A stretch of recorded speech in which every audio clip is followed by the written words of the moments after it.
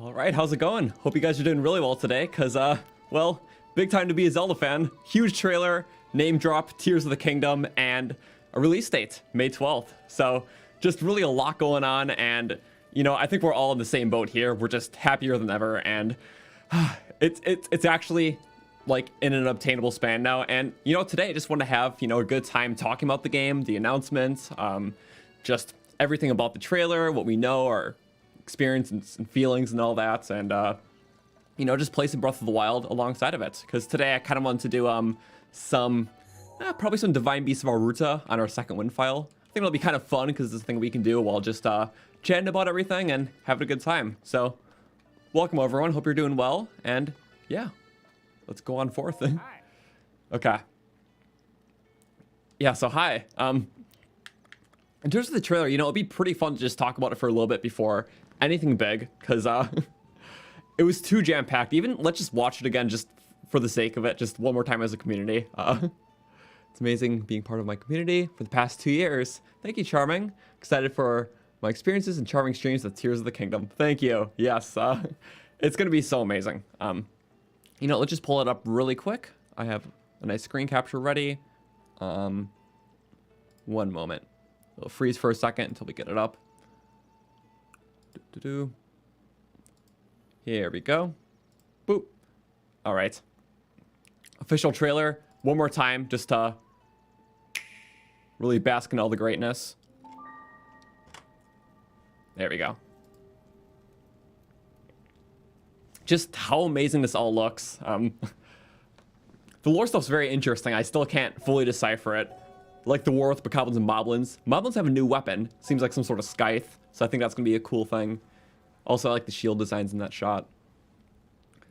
My theory is that this is like Hylia or something. And there's like 7 tiers around here, which are probably the main game objective. Also maybe like a reference to like 7 sages. And then probably Link and Zelda holding hands. And this gets me, like, these huge doors, him running out. Like, I love that. Woo. They really took vertical movement to the next level. Look at that. It's like a back-in-time elevator. Reversing a piece of fallen sky back up.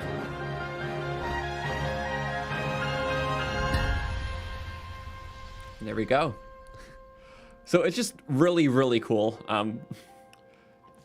Love the designs in this game, how they're going with the whole like Zonai Dragon theme, which is probably a big, obviously, thing in this game.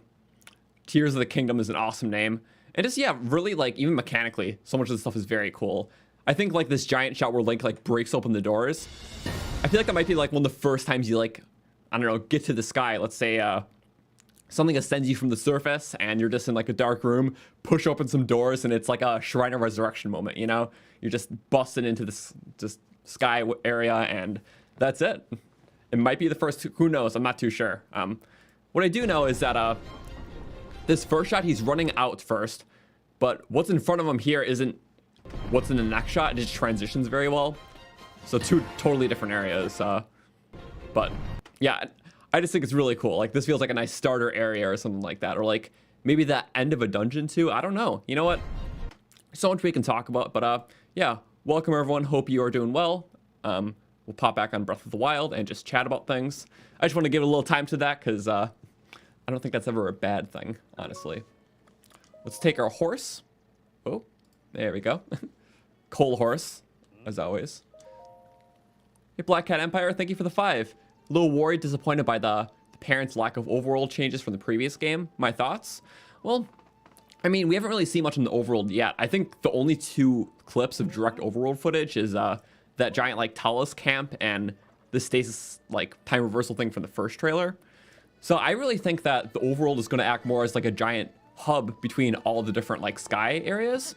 And you have to find out how to get to sky clusters from traveling a somewhat familiar yet still going to be changed Overworld.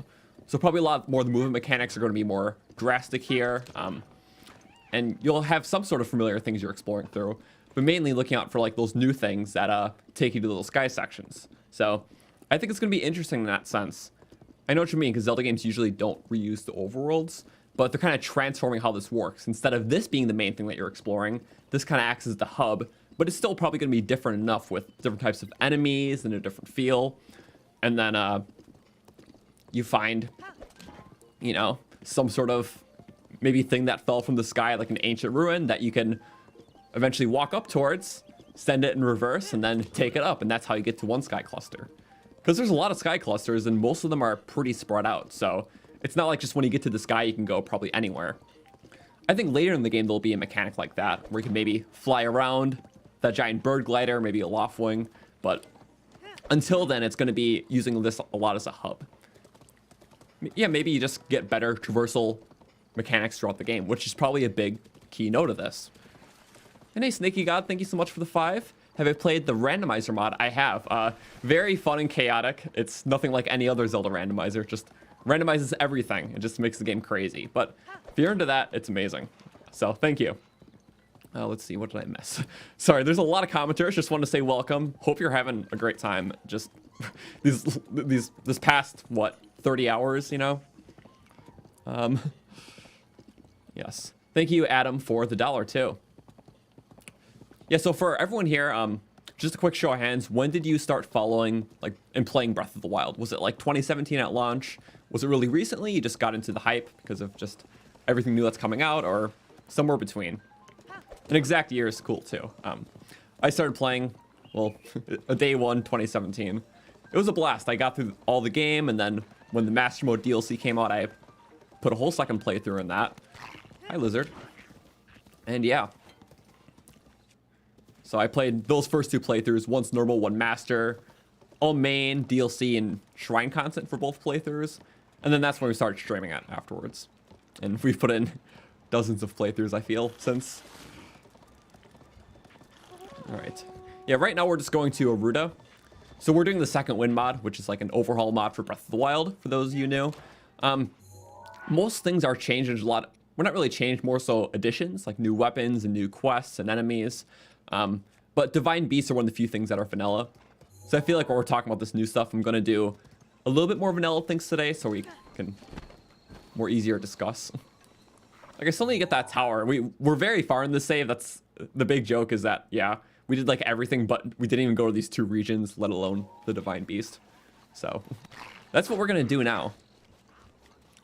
All right, for people following, some started playing in 2017, 2020, Christmas 2017. That's fair, yeah. The end of that first year, there was a huge spike. December 2018 or 19. I think you should get off YouTube on May 12th, 2023 to avoid spoilers. I agree. Like, if you're really trying not to get spoiled for this game, I would stay off all in any social media. Because there's people both unintentionally and very much so intentionally posting spoilers all the time. Actually, this is fun. We're going to do this first. Which death method is best for the Bokoblin? Shooting the platform or shooting the above platform with a ball on it? I picked ball method. That was a lot more fun. I'm just using the Lionel Bow because I have, like, infinite amounts of them. Oop, okay. Everything falls. This camp exists for them to die very painful deaths, and that's it. Like, what were they thinking? Like, outposting up here. No strategy, no tact. Thank you, Adam, for the 2. Do I think I'll get a demo from Nintendo? No. Content creators don't get special privileges like that. The only ones that do are ones that are part of the Nintendo, like, ambassador program, I'm pretty sure. But those people, like, those people and reviewers, but the agreement there is that you get it, like, a couple weeks in advance, and you have to play it through, like, silently and separately, and then have some sort of review content up by the time you finish the game. So if I went that route, which I don't want to, because that means I'll probably have to do other games like that, whatnot, when I just focus on Zelda. But yeah, if I were to go that route, I couldn't stream it, you know, and that wouldn't be fun, because that's what I like doing. And I understand a lot of people are going to be playing it themselves, and honestly, you should if you want that experience. Like, that's how most people get into it.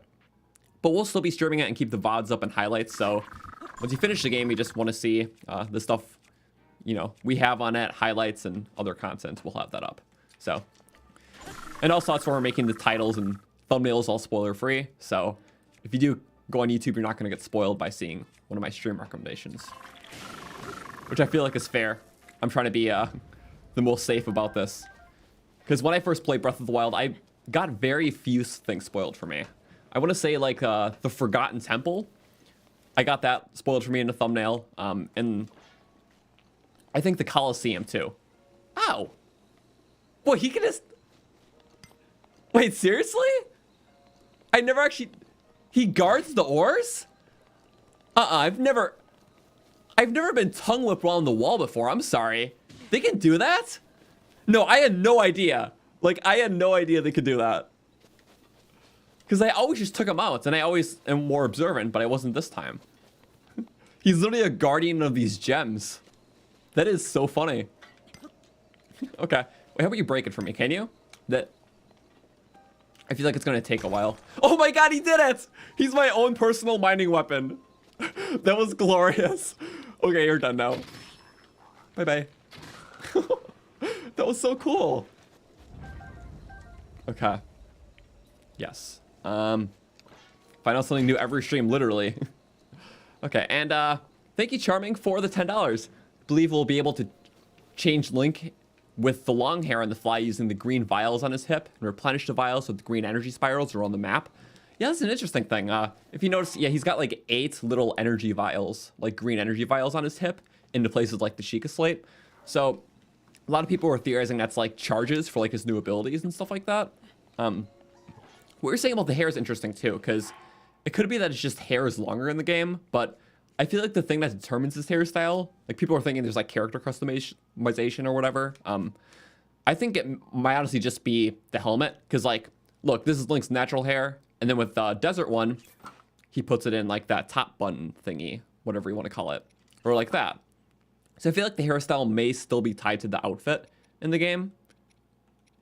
And just, yeah, his long hair is just like his hair down, which no outfit really has that besides, I want to say, the Ancient, which I don't have in this save yet. Yeah, I'm pretty sure his hair is like down in the Ancient, but it's a little shorter. So who knows? Yeah, because it's like, I would have to do a full a check on that anyways. Wearing Tanglehood, because silly. Who's getting a virtual copy? Who's getting physical? This is one of the rare occasions where I'm probably just getting both versions. One so I can play it at midnight specifically, and one just for collector's sake, which buying 2 games in any other circumstance isn't worth it, but in mine, it's the one rare exception where I just will. Because I'll probably get a collector's edition for all the cool, neat stuff.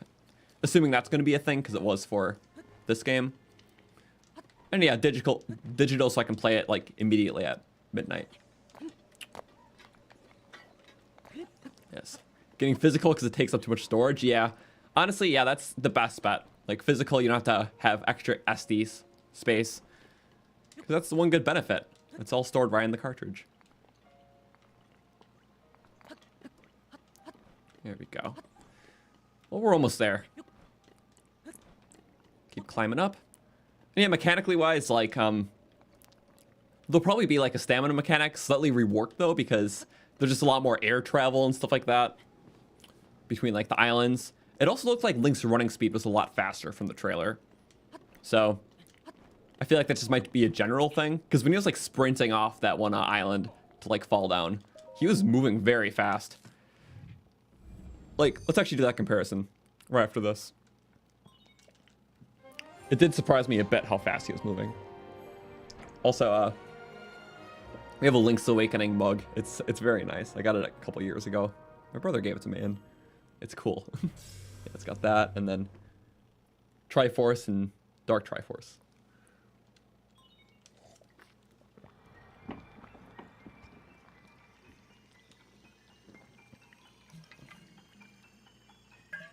And yeah, for a lot of people talking about like the time era of Breath of the Wild 2. Not Breath of the Wild 2 anymore. Tears of the Kingdom. I still have to break the habit. But speaking of like the time era, like a lot of people were saying like, is this the Hyrule just in the past? And it could make sense. Like I see where that's coming from, because it's like, it feels like a past sort of world, you know? Because like this ancient thing, Tears of the Kingdom. But I feel like it's kind of a fusion between this like, these ancient sky islands or civilization that got brought into the current world. but since it's like a fusion between two different worlds, like a current one and this old world, but then there's got to be an explanation why there isn't Sheik attack. So it's like, it could be a past world. It doesn't seem likely though, you know? It feels like it's going to be some like world fusion sort of thing. And it's not going to incorporate Sheikah technology. So yeah, it's very wild. And Nintendo's being very good about spacing out what they show us. So we're still very, you know, hyped, making our own theories and stuff like that. They don't want to give too much away early. And I totally respect that and love that as a fan. But yeah, it is interesting. No Sheikah technology, but all this ancient Zonai stuff, which is very cool. Thank you, Charming, for the 10. You think there will be 2 versions of Link we can play as that offer the different abilities? I think of Link with long hair as a Link from 10,000 years ago. That's actually pretty fair, because it's like, at least there is one big aesthetical difference, and that's hair length, even though it's, you know, not too major.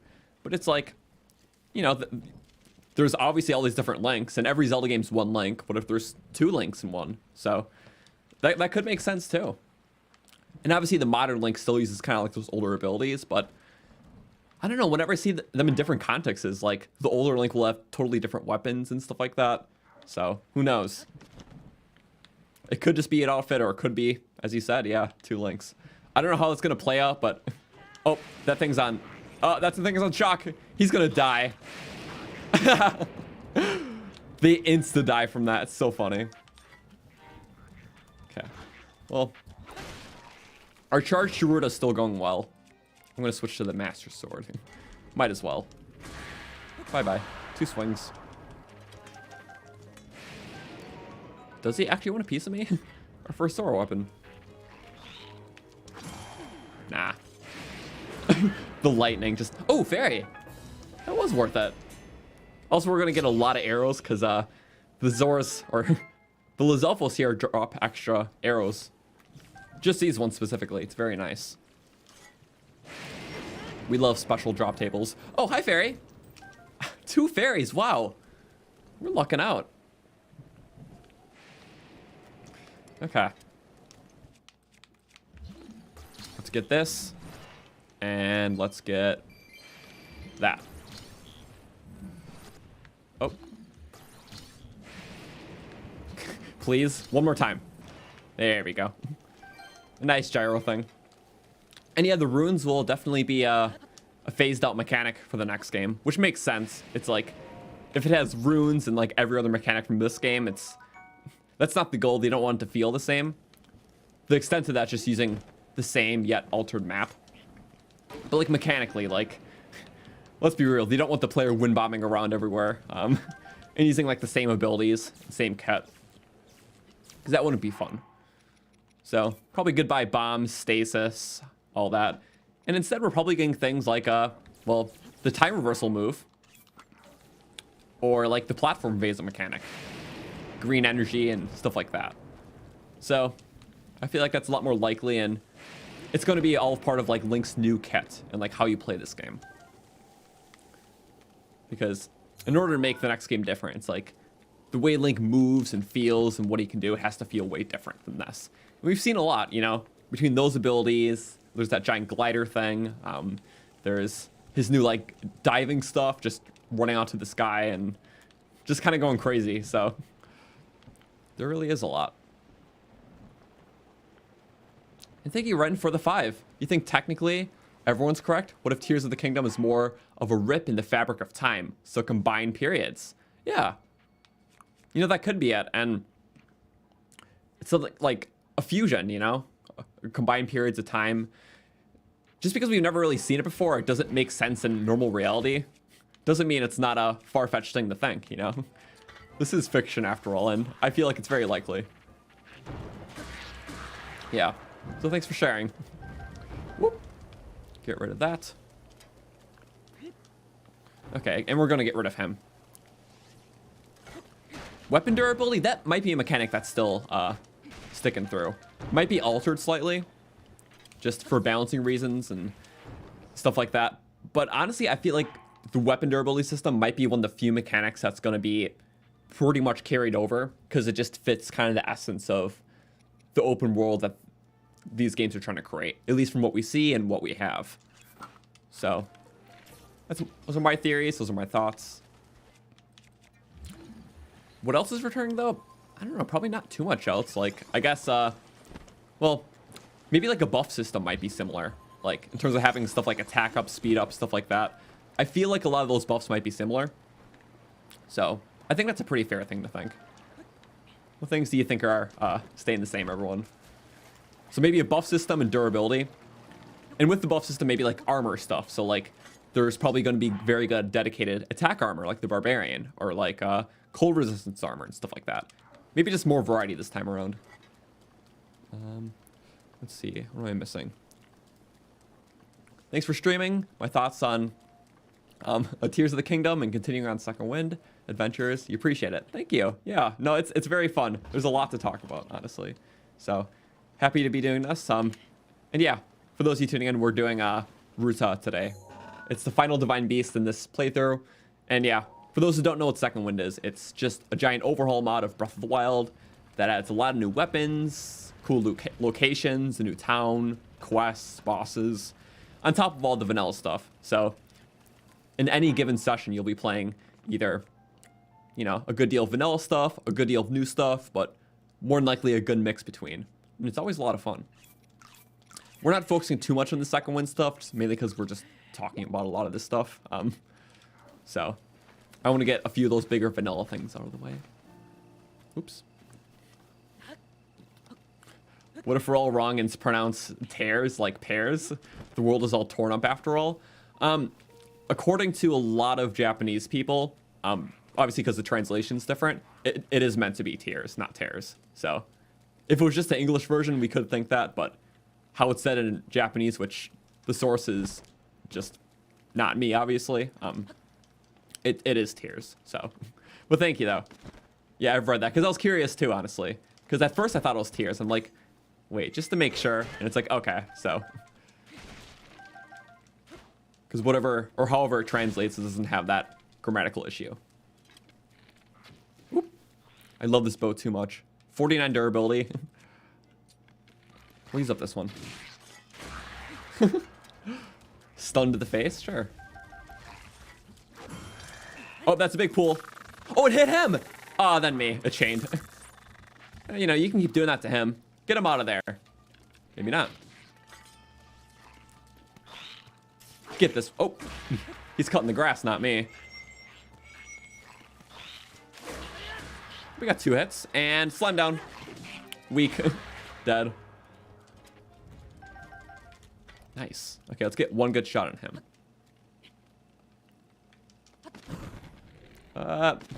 You know, we were pretty close. 1, 2, 3, 4. Hop off, and then do that.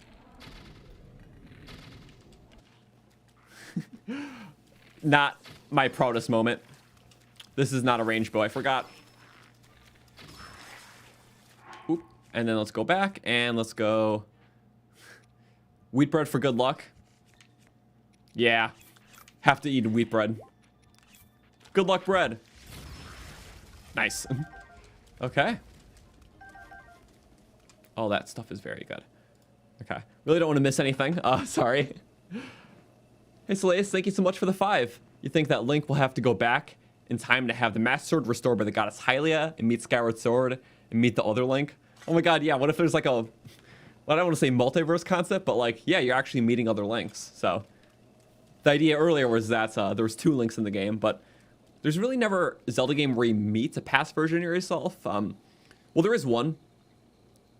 Technically, it could be theorized too. I don't want to talk about those games because I know a lot of people still want to play them. But just with the Hero Shade, if you know what that is. And also there's kind of one in Link Between Worlds, which people theorize like an older Link or something like that.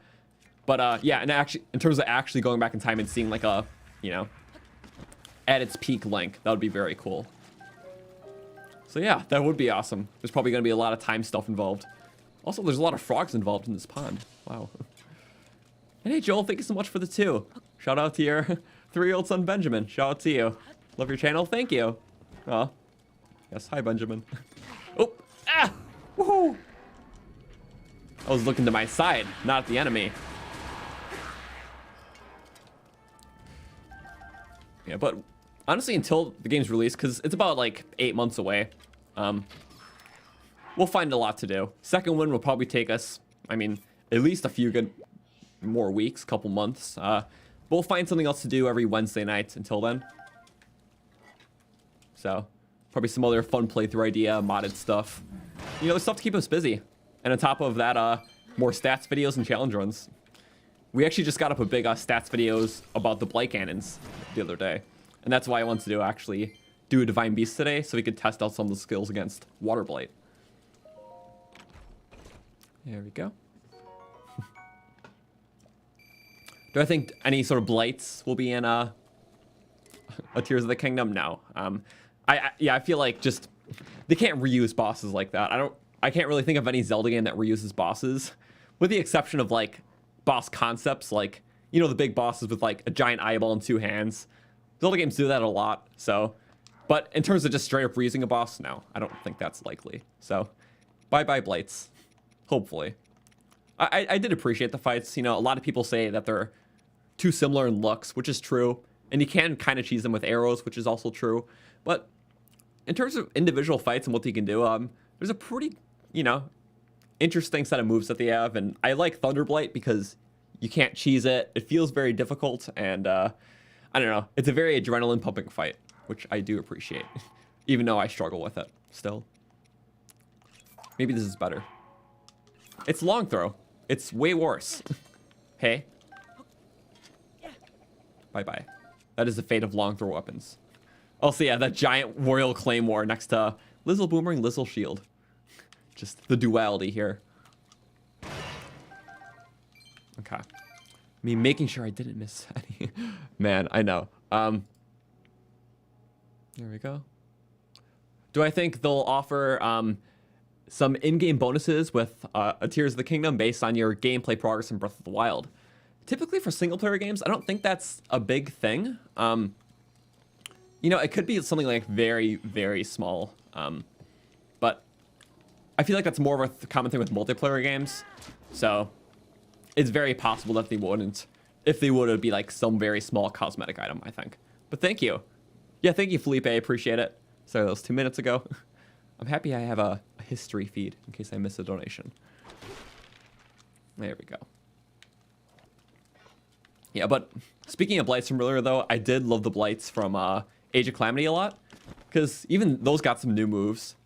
And on top of that, they got a nice new color palette and just visual style, so they weren't just all the same colors, which was neat in itself. Let's change this hat. I'm not feeling Tingle, spiky hat, pointy head anymore. I'm feeling bunny. Okay. No. Nice thing about the rain is sometimes you can get the nice rocks, or the frogs under the rocks. Oh, a topaz. That's good. Wait, that's a really rare one for picking up a rock. The rarest, I think, was still my first playthrough. It was a rock outside Hateno that had a gold rupee under it, and yeah, that really just blew me away.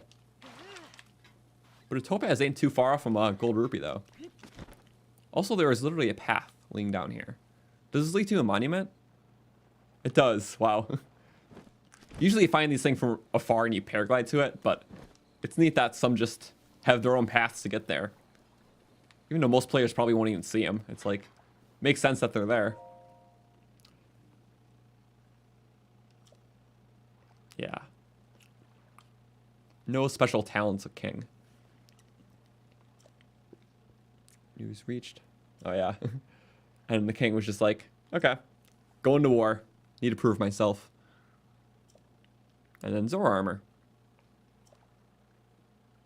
Lizalfos General.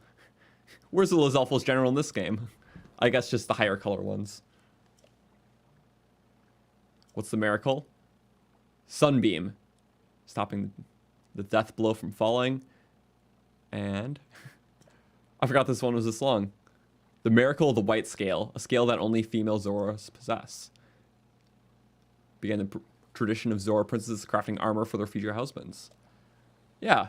You know, I like little lore segments in the game like that. Like, I feel like the storytelling in Breath of the Wild 2, Tears of the Kingdom, is going to be more direct. Sorry, I've been saying it like that for years.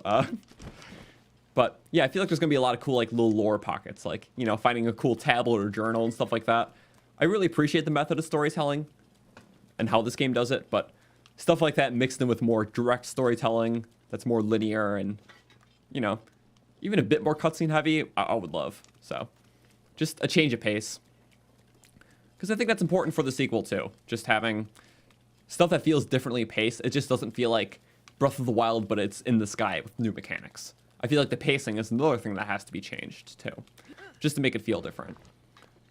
Because the only other direct sequel we have for a 3D game is, well, Majora's Mask, based off Ocarina of Time, which that game also uses the same engine, even some of the same items, but it feels different because, well, the setting's way different, the pacing's different.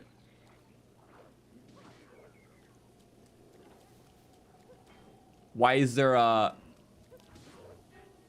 Huh? Oh, second wind stuff. Okay. I forgot. This isn't vanilla Breath of the Wild. Sorry. But yeah, pacing's important. Majora's Mask is paced differently. Hi. Oh, he has a lot of health. I forgot. Okay. Yeah, this was not in the vanilla game, so I did not expect it. Okay. Did I get stabbed by them? I felt like I did. Okay. That Bokoblин's very stupid. Of course. Ah! Shock sword. Charge it up. Do a nice beam. Love that. And get ready for that shock, too. Oh, he's picking up the Bokoblin. Wait, throw him off the edge. No. But it would have been very funny if it did happen. There we go. Get him.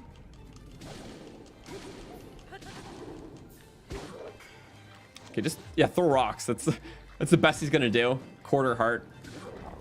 We gotta stop that regen. Ooh, a triple hit right at the end. Oh, ow. Imagine if they hit him off the edge. Wait, get him. Come on, you can get the attack in. Wait, what if we freeze them and then they attack for us? Just for the funnies. Here. Come on. Oh. I think they're too just scared now. It was a little too much for them. That's understandable. You did pretty good. That's a tri-shot, which is not a good shot. They had Traveler's weapons. Pathetic. Okay. Yeah. Okay, there's a quest in second one where you have to recruit, like, travelers around the world to become, like, the army of this new village, and I guess this is one of them. I think one of those little buggers got me when I wasn't looking. Need a while before I can keep going. You know, since you're here, would you mind taking the painting with you and delivering it for me? By the time you do it, I'll catch up. Okay. I have to deliver a painting. Cool. Deliver it to the Zora King. Interesting. Okay. Well, very nice. Just lays down, you deserve it after all the fighting. Okay. You do your thing. And yeah, usually I just glide from here, but I guess we'll figure it out. Whoosh. Okay, I don't think I missed. Sorry, I'm looking through chat right now. Whoop, run, run, run, run, run. Not a good time to look through. Now a good time.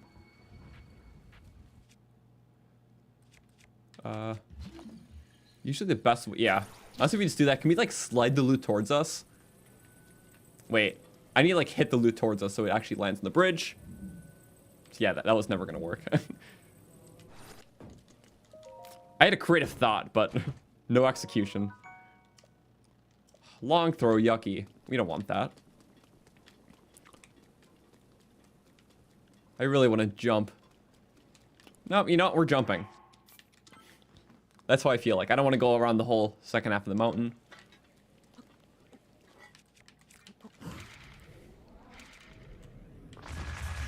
Damn it. Well, if that did work, still.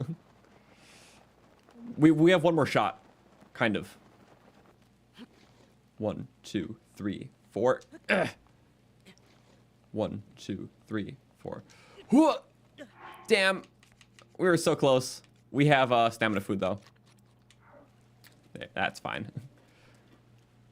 Yeah, still technically one more shot. We just have to get a successful wind bomb. And let's hope it's successful. Never mind. This is why we saved right here. Yeah, they're definitely phasing out wind bombing for the sequel, that's for sure.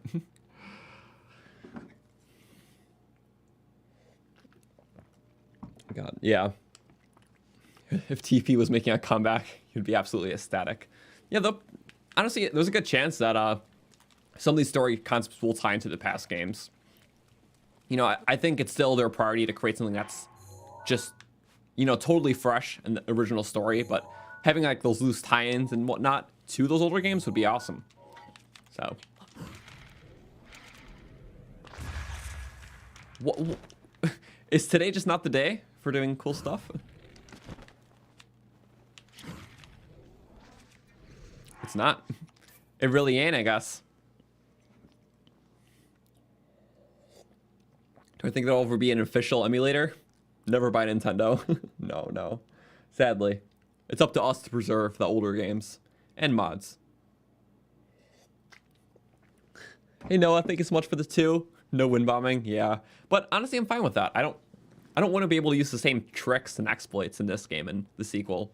Otherwise, I'll know what to do already, and it's like, oh, well, these Sky Islands, yeah, there's all these new mechanics to travel them. Well, I can just wind bomb, you know? I don't want to do that. I'm sure some exploit of some sorts will be discovered after the game comes out, but probably won't be for a long time. It's like wind bombing didn't even get discovered until like summer of 2019, which is like 2.5 years after the game came out. So most people didn't play that way originally or know how, rather. So it would be very awesome if this loading bar worked, but I feel like it just wants to spite us. So we're gonna restart. Oh wait, never mind.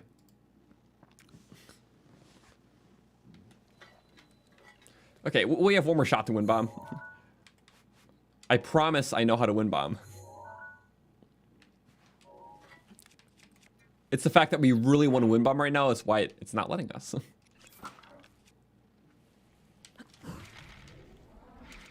See, it's in the right spot. There is no reason why it shouldn't have. I don't understand. I do this perfectly. Almost perfectly. I feel like when I do fail, it's in Zora's domain, though. Like, here.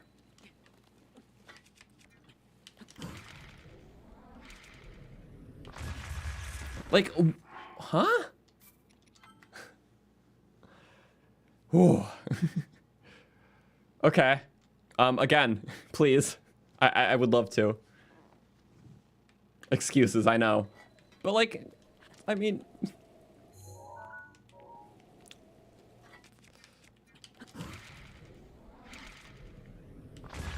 Woo! Okay.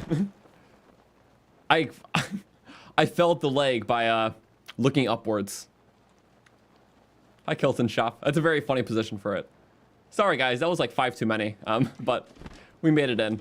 Still faster than taking the whole mountain, I would say. I just really wanted to get here. Zora's Domain's a very nice place, especially in the daytime when it's not raining. But it's very sad, no music at first. We'll get the shrine really quick. Boom. Okay. And yeah, in terms of like these lot of like loose plants and items, some of that's probably returning, but there's probably going to be a lot of new vegetation, pickups, all that stuff. And even some weapons, like I saw that we've seen the Traveler Shield in the new footage, and likely there's going to be the other things too, so it makes sense if some weapons return and stuff like that, even materials, but I'm sure there's going to be a lot more new stuff mixed in, which is totally fair. It's like, since it is a direct sequel and it's reusing the same engine, some other things are going to be reused too, and that's, I don't see that as a bad thing, like recycling. If anything, if there's a decent bit of old and a lot more new, that just makes the variety even more awesome. And like, I feel like a big theme of this game is, you know, just taking a lot of the stuff they've experienced currently and just changing it up. So there'll be a general sense of the same overworld, just with a lot changed. And that's going to act as a big hub world to get to all the different sky places. So there's things like that. Some familiar items, but they really only act as backbones to a lot of the new stuff that you find and get. So I am Hylian. Hi, Sidon. Okay. Question for everyone. Do you think the new champions, like being Sidon, Yonobo, Riju, and Teba, are going to be in the game? Because, like, it makes sense for a direct sequel, just in the wording alone, for them to be in there, but they could just stray away from the whole champion Divine Beast thing completely for this game, and it really just takes its own route. So, what's everyone's thoughts on that? Because, like, personally, like, I mean, originally I was just like, yeah, I feel like how this game covers the old champions, well, the sequel would cover new ones, but, you know, I'm not too sure. I kind of want to get everyone's thoughts on that, so. Shadowdown he'll be cool, yeah. Because, you know, if they're in there, it's a mixture of old and new, as I was saying. Let's see. Hope so, think so. No, definitely no. You just want underwater swimming? Yeah, underwater swimming will be cool. Like, if there's more stuff underneath the ground and underneath the water in the game, I'll be very happy. One thing I did notice from the new trailer, though, is that the map was expanded out a bit east. So, like, past, like, Linero and stuff like that. There was a lot more sea and even a new island. I didn't see that at first, but maybe I'll have to pull it up again and just point out those things. But yeah, there's a lot more stuff east, so I feel like what they're doing, maybe on the southern and eastern edges of the map, which is where the ocean is, maybe that's expanded out a bit more and there's like a whole like ocean section of the map. Like, we already saw one new island, and there could have been more that I didn't see, but maybe just kind of like other little islands and underwater stuff maybe takes place there. Maybe water dungeon. So I feel like underwater swimming may be a new mechanic as that's fleshed out. So who knows? I feel like maybe the reason why they didn't add underwater swimming in this game is because obviously this is like a new world when it came out. And since there's things like Koroks around, obviously they want you to check everywhere for Koroks, but you know, as long as you're roaming the overworld very thoroughly, you can find a lot.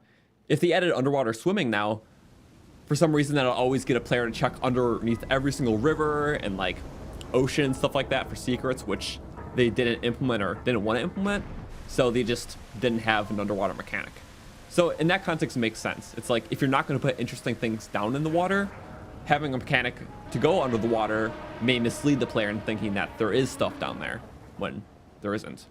So that makes sense, but with the redone Overworld and a sequel, like Tears of the Kingdom, you know, maybe they can add it and underwater stuff may be more prevalent. So that's just my theory. And from a mechanical standpoint, it makes sense. They didn't want to add mechanics that didn't go anywhere, you know? That's why every mechanic in Breath of the Wild was very purposeful. Like, you know, they just have just a tight selection of runes from the beginning. So they're like, okay, for water traversal, cryonis, for object manipulation, stasis, for just general, a low damage, you know, just sort of tool to have, bombs, and for metal manipulation, magnesis. So they're all very purposeful mechanics that have a variety of uses. And paragliding is important, climbing, stuff like that. So that's probably the reason why things like underwater swimming were omitted. So yeah, Koroks will probably be gone too. I know we were talking about that earlier, about what things you think will return and what won't return. And yeah, I obviously feel like there's going to be new collectibles, which makes sense. It's a new game. But in terms of Koroks, I don't think so. I feel like for Spirit Orbs, there might be a similar system. Well, there's always been a similar system. It's been heart pieces in other Zelda games. But if you still do a heart and stamina thing, I feel like there's going to be some sort of other orb or collectible where you can trade in like 4 of them or some sort of quantity for more life or stamina. Because like, even though Spirit Orbs were a new concept for the game, yeah, they just were an extension to heart pieces where instead of just for life, you could put it towards stamina. So I feel like that might be a similar mechanic. Having some sort of system like that, you get them for completing caves or something like that. On top of other things that we discussed, like I feel like the buffs will be similar. Like they'll still be like attack up, defense up, speed up, and weapon durability. Yeah, so who knows? We're just talking over this because it's a couple minutes of just filler speech. Let's actually let that play out. That that trailer again, because I just wanted to point out a couple moments from it, so maybe not start to end. All right, let's do it. A quick pause right here, and I am going to pull up what I was talking about in the trailer just for context. Ooh, capture, and then 1 second. I have to hide it first, so there we go. Screen capture, where are you? There you are. Hi. Okay, so what I was talking about the islands just a minute ago. This is actually the GameSpot one. I thought I was watching the official. I always want to support the official. Still number 3 in trending. It was 2 earlier with the direct being number 1. Yeah, so it was this big shot. We'll just go back a little bit. We're gonna pause buffer it too. So, yep, do you see that thing right there? That's not Eventide. Because if you notice, that's the castle, that's the volcano. Pretty sure you guys can see my cursor, right? Yeah. So you have castle, volcano, and over there, yeah, that's more like east of Linero. Eventide would be like off screen towards the right. So there's only one, unless there's like a chain of islands being blocked by that mountain thingy there. But yeah, that's something new. And there's a big city looking thing over here. Like that's a huge cluster. There's probably some stuff not even pictured, that's just not rendered in. Because I feel like not everything would render, maybe. I'm not sure how that would work. Or maybe just more bits of the sky like appear as you go, sort of thing. Because it's like the world's gradually becoming more and more, you know, connected. I don't know. Because I don't know how these islands pop up. You know, it's like, do they just all pop up from the start? Or what's the reason gameplay-wise, story-wise? I don't know. I feel like a lot of them are there, but some new ones pop up throughout. Who knows? But yeah, just looking around, yeah, that's all sky stuff. There's a lot of mini stuff. There's even like a mini thing right there. If you notice, like, yeah, there's no Tabantha Tower right there. There is stables though. That's a stable. Weird symbols on the ground. I have no idea what they do gameplay wise. The green stuff. That's a big one, island wise.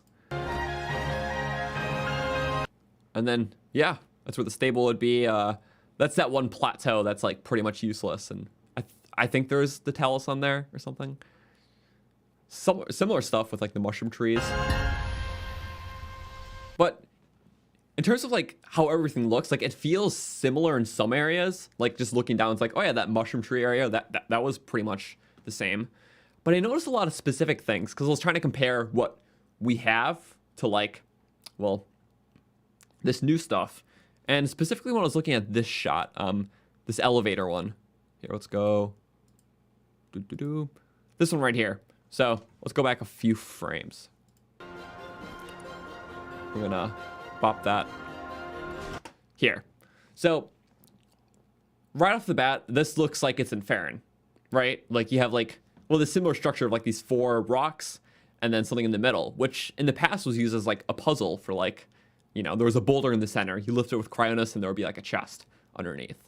So obviously it's like it was a ruin and it would be a puzzle in that game, but well, it's just more probably sky ruins and it fell down to the surface, and Link is using one of the loose pieces of it to travel back up using the time reversal move, because obviously if that piece fell down from the sky, you should be able to use that time reversal move to lift it back up, which is probably some sort of puzzle to get to one of the island clusters.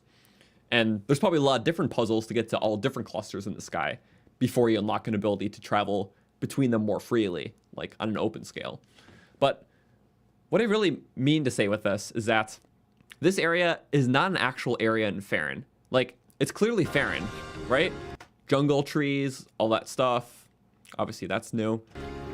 But when you look at the actual lake, that structure, and even that which looks like a cave, like that's kind of walled up. I think you go to like the left side or something else. Sorry, that chat's kind of blocking it. Here, let's hide it for a second. Yeah. So you see how it's like a kind of a shape around there, and it's a cave inside. And you go to the left. Like, with all this stuff, like, that's not a thing in the game. I really tried going around Farron earlier today to find where that could be, and it was nowhere. Like, that is not this is not a place in game.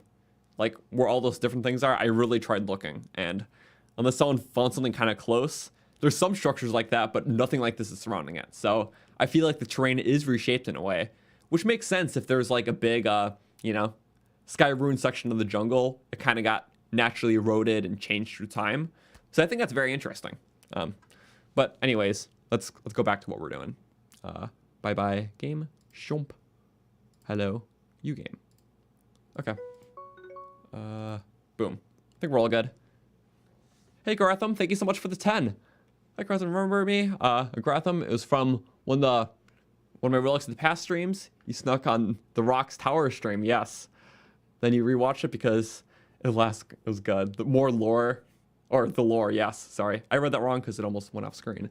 But yeah, the lore was really cool. I love that tower. Yeah, last week in Second Wind we streamed a new tower that was added that had a lot of cool lore and like its own story. And kind of played out like a Zelda mini dungeon. But it was really awesome, and thanks that you were there, and yeah, that was so cool. So, thank you so much again. We're gonna go just quickly talk to, well, the peeps so we can finish this quest. And then we can make a quick rush for the Divine Beast. So that'll be very awesome. But yeah, this mod is very cool. And just seeing all the user content for this game before we get Tears of the Kingdom, it's, you know, it's so much fun. It really stays true to the essence of Breath of the Wild while adding so much more to it. And even it just feels so different than what's going to be in the sequel. So it really stands on its own. And it's not just, you know, fan stuff that'll be covered up by official stuff. No, I feel like Breath of the Wild is a game that's going to last for the ages alongside of the new game. Because it's like, with Tears of the Kingdom, it'll be awesome. It'll probably be the only thing I'll be playing for months when it comes out. But will I come back to this? Of course. You know, between doing fun challenge runs or even new mod stuff, like, it'll be awesome. Thank you, Bread, for the 10. What is my opinion on Bread? See, I appreciate that it gets a lot of representation in the video game, Breath of the Wild. We can make it, and it's very tasty. And bread is an amazing carb to have, because without that, we wouldn't have sandwiches. So, thank you, Bread, for the sandwiches and the life that it gives me. So, yes, my opinion on bread is very high. Thank you. And hey, Ronan, welcome back. Thank you for the 2.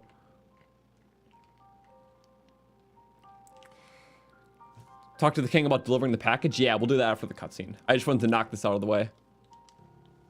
I'm still just drinking I have green tea in here, so. But yeah, thanks for just watching today and being part of the discussion. It's really cool to be able to do this. Break things down a bit, even just share our thoughts. Yeah, thanks for being here. Also, yeah, thank you for 400 likes on the stream. Our usual goal is 600, and we're not even an hour in, so 200 likes away from our goal. So thank you, guys. So awesome. I need my water. Mifa. All right. Wearing the silly hat. Ooh, and also, another good question. Do you guys think that we are getting more DLC for this game? What feels like a definite answer, it's got to be yes. Because it's like, pretty much all Nintendo games are $60, regardless of the actual development time put into it. So, like, you know, a game like this, or Tears of the Kingdom, will be $60. Same with, like, you know, a Kirby game that definitely takes less effort to make. Not saying it's a bad thing, it's just that, you know, a lot of other Nintendo games don't take nearly as long as a Zelda game, but they're sold for the same price. So they have to make up for that cost with, you know, DLC, special editions, and amiibos. And some people say that's price gouging, but one, I feel like the developer should be paid well for, obviously, the great art that they're making. And selling a game for $60, I'm sure it'll sell a lot, so it'll be kind of decent, but I think it's only fair that they do stuff like that because of how big of a game it is. And plus, think of it this way. Games have been $60 for, like, the last, like, 25 years, and inflation's gone up a lot. So games have technically, by that standard, have gone down in value, so that's why companies do things like, well, DLCs, sadly microtransactions, which is a bad paid service in my opinion. But I get things like that because it's like they're afraid of raising the cost of games, but they want other ways to monetize and they need that. And I totally get it. That's more the business standpoint though. DLC in terms of extra content will be amazing. So, because knowing that we're going to get a huge game and then can get more bits of that game that are developed afterwards throughout the next year will be cool. There we go. What the hell is the mask? The Ravio's hood? It's a funny one. It just allows you to climb sideways faster. It's a base game one, or rather DLC, but it's not a fan stuff. You do $100 for Tears of the Wild, or Tears of the Kingdom. I have to get used to it too. But yeah, I would easily shell 100 for a game I'll put hundreds of hours into. Minimum. I want to say I'm probably like have like 2,000 hours clocked into this game. Like, it's really insane. I love it that much. There is no single player game I have even a tenth of the time, I feel. And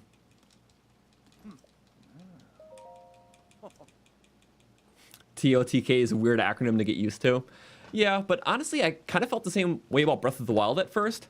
Because I don't know if you guys all remember, but when Breath of the Wild was first announced in like E3 2016, in terms of like the title name drop, a lot of people didn't like the name Breath of the Wild.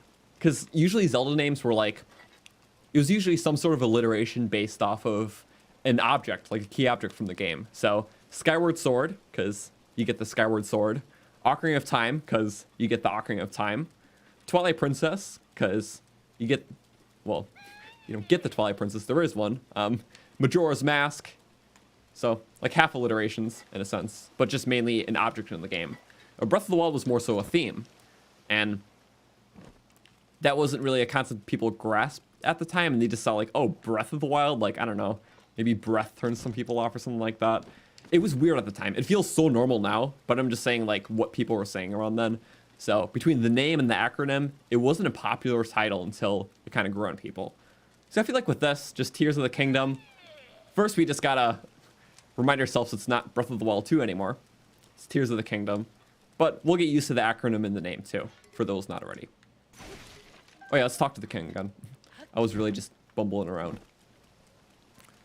Oh yeah, also for the longest time, Breath of the Wild was Zelda U, for those who remember.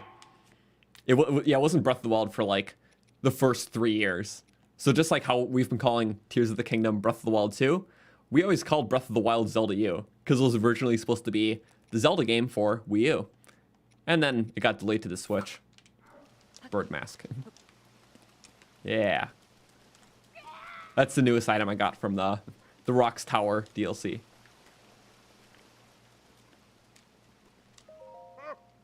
Oh yeah. Let's give that painting back to him. My friend made it. Well.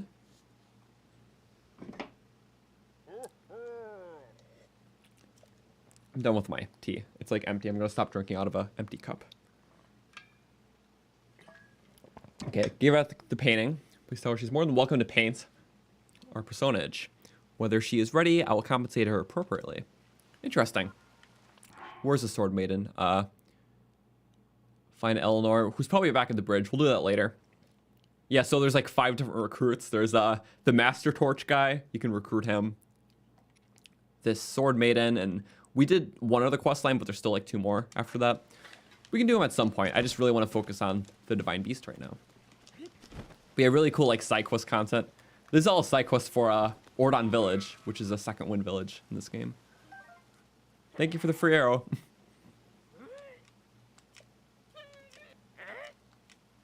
Yeah, we're gonna skim the dialogue. They're all just mad, all these Zoras. Oof. Yeah, they're mad because he failed them.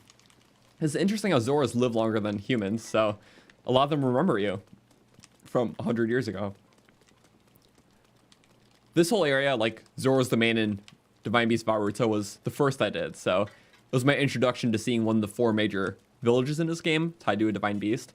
So it's cool that you just entered a village. It was a lot more somber, you know, there's no music when we first came here or anything. All the Zoras have this kind of negative attitude towards you. I mean, the first one, when you go to the king, just asks you to leave. So, yeah, it's a very different energy compared to the rest. So it's a very cool one to do first, and a nice first Divine Beast experience. Okay, yeah, there's what? There's that one quest where you can get the Zora armor by taking a picture of a Lionel, which I don't think we have. But we can get the helmet if you really want to, if we go to the dam. But we can do that later. We might rock the Divine Beast with just this and minimal armor. Just let's look cool. Yeah. Because Zora armor in this looks nice. Even just some topaz earrings. Yeah, a little bit of bling on top of our bling shirt. Why not?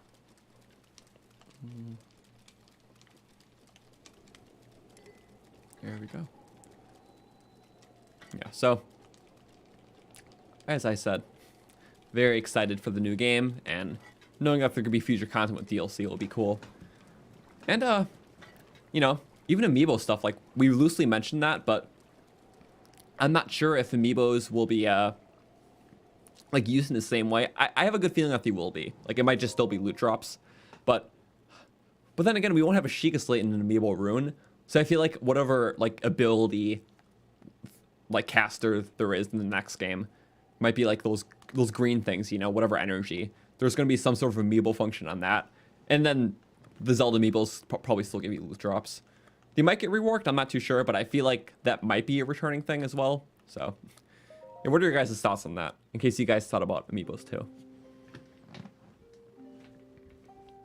Because, yeah, that's kind of fine if it stays the same. And there's probably going to be new ones, hopefully. As I said earlier, they're probably going to try to monetize because they've spent so long in the game. So, you know, we might get like 5 new amiibos, which I'm not opposed to.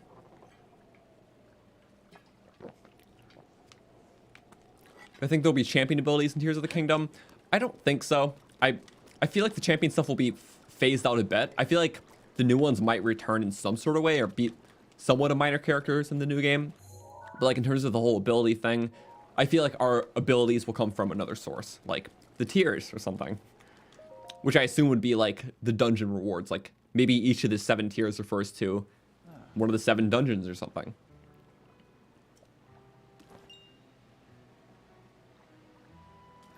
There we go.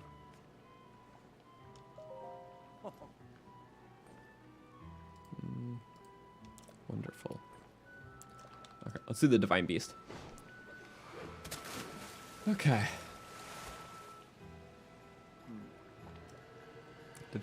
Sorry, I'm just catching up on chat a little bit. We'll let this play out and then do the big rush to Ruta. Are there going to be guardians? No. I don't think like anything Sheikah Tech's related is going to be in this. Because I feel like Sheikah Tech's like the defining thing of this game. So the more they incorporate in the sequel, the more it's going to feel the same. So I feel like they're probably going to find some story reason for it. But Sheikah Tech, between the slate, the guardians, the weapons, all that's going to be phased. Which would also mean that the teleport mechanic will probably be different too. Because, well, we use the slate to like teleport between ancient pads in the game. So I feel like, yeah, we'll have some sort of other method of fast travel, which would be interesting. Maybe that's what the giant bird thing's for, instead of just disintegrating you and teleporting you somewhere else. Maybe like something actually picks you up and carries you somewhere. But I feel like that's less likely because it'd be like, oh, why can't that thing take me anywhere, you know? Who knows? There's got to be some other system for fast travel. Maybe just Zonai energy, you know, instead of ancient energy.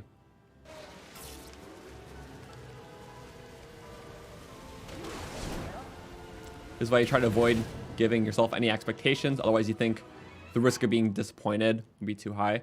Yeah, totally. Like, honestly, these are all like things that I very much so understand are speculations. And I really want to be surprised.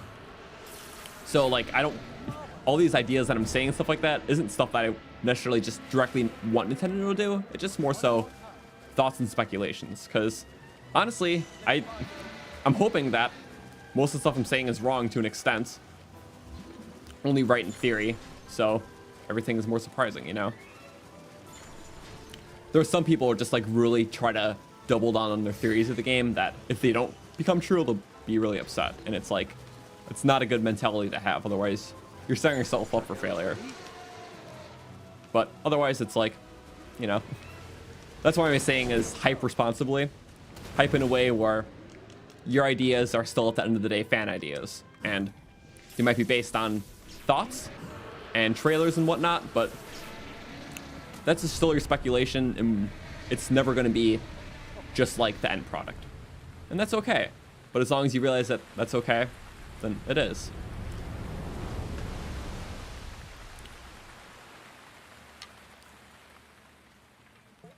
You love a movie level budget animation for this part specifically, boarding Ruta.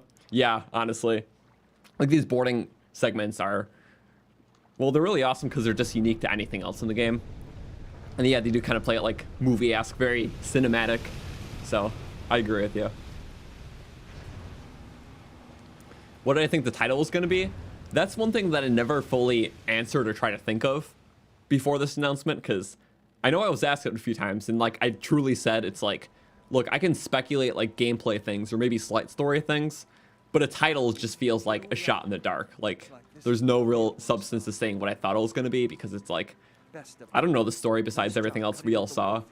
So I was just like, who knows? It could be anything. But it's interesting that it does follow the same like warding structure. 4 wards. It's something of the something. So Breath of the Wild, Tears of the Kingdom. Yeah, bye-bye. Got to finally make it on the stream. What are we doing today? Well, welcome. Yeah, we're doing, well, Vah Ruta in our second win playthrough. Because it's the last Divine Beast that we need to do. This is our, like, 21st stream of this. We've been very far in this playthrough and haven't done this, so really need to catch up. But yeah, we've been doing this and chatting about, well, everything with the new game. Because, yeah, that trailer was a big bombshell. But, yeah, thanks for everyone who was there during the direct yesterday, just to talk about it and experience that craziness together. And, yeah, my heart was melting during it. But that's why it was nice to talk about it today. And I will have one video about it going up. I'm pretty much done with it. I spent a lot of last night and today researching and making the video. It's not super long and has specifically to do with the one power that we see a lot of, like the time reversal mechanic where Link sends the thing back up to the sky. Also the same thing where he sends that spiky boulder back. So specifically that mechanic and how it relates to just the dynamic between the sky and the surface, and like with like puzzle solving and the general gameplay flow.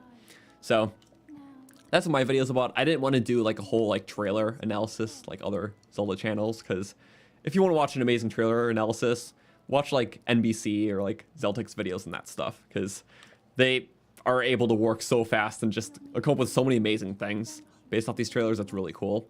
And this one specifically, NBC just came out with his, so I didn't get to see it. I saw Zeltic's yesterday though, and it was really awesome. So like me personally, I don't do a straight up trailer analysis. So it'd be like a gameplay mechanic analysis or like some other theory based on a mechanic we see. So that's what I did with the last trailer, and I'm almost done with mine for this trailer. And yeah. Otherwise, it's probably gonna be my only video until we get more news, because we're only video on this subject until we get more news, because I do like focusing on this game, either Stats of the Wild or more challenge runs.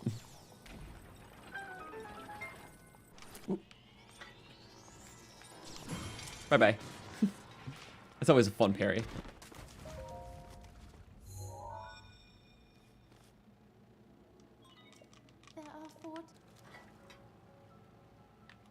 You know, don't you usually have to get the map first? Wait. I thought for these you usually had to get the map first, right? I never got a terminal before the map. Was that always allowed? I thought the map was required. Wait, what? Sorry. Am I just making new self-revelations today? It wasn't always required, really.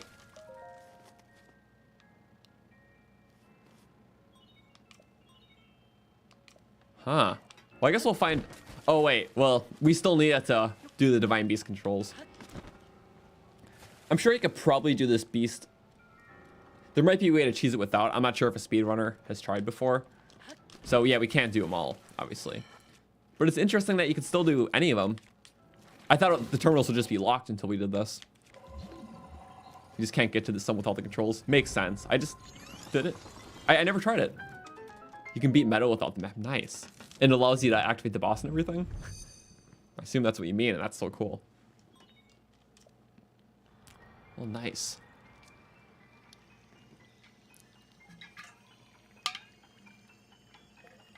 Will it rain on the islands when you're trying to climb up to the top? Well, for the Sky Islands, yeah, I'm not sure. Were they above the clouds or still below them in a way? Because obviously I don't think it could rain above clouds unless there's many layers of clouds. I think I need to do more research on clouds. But rain or not, I don't feel like climbing is going to be a huge prevalent mechanic for them. One, because the shape of them is, well, they're not very mountain-esque. It's mainly like one flatter area met by another flatter area and such. So, like, I don't feel like there's a lot of room to climb because it's like, there's a lot of just like straight right edge angles where you couldn't get past. So I feel like that's where that platform phasing mechanic is going to be important. And also my theory for climbing, if you guys remember from the trailer from yesterday, there's a really short shot of Link climbing up like a tree trunk on the side of a sky island. It was the only time we've seen climbing in the sky, but he's not doing it on like the actual like surface because I'm sorry, it might be possible that the actual sides of the islands are unclimbable and you have to actually climb something like a tree root growing alongside. You know, I'm just gonna pull up a visual example because I literally slurred half of all my words. Maybe I just need to take a breather.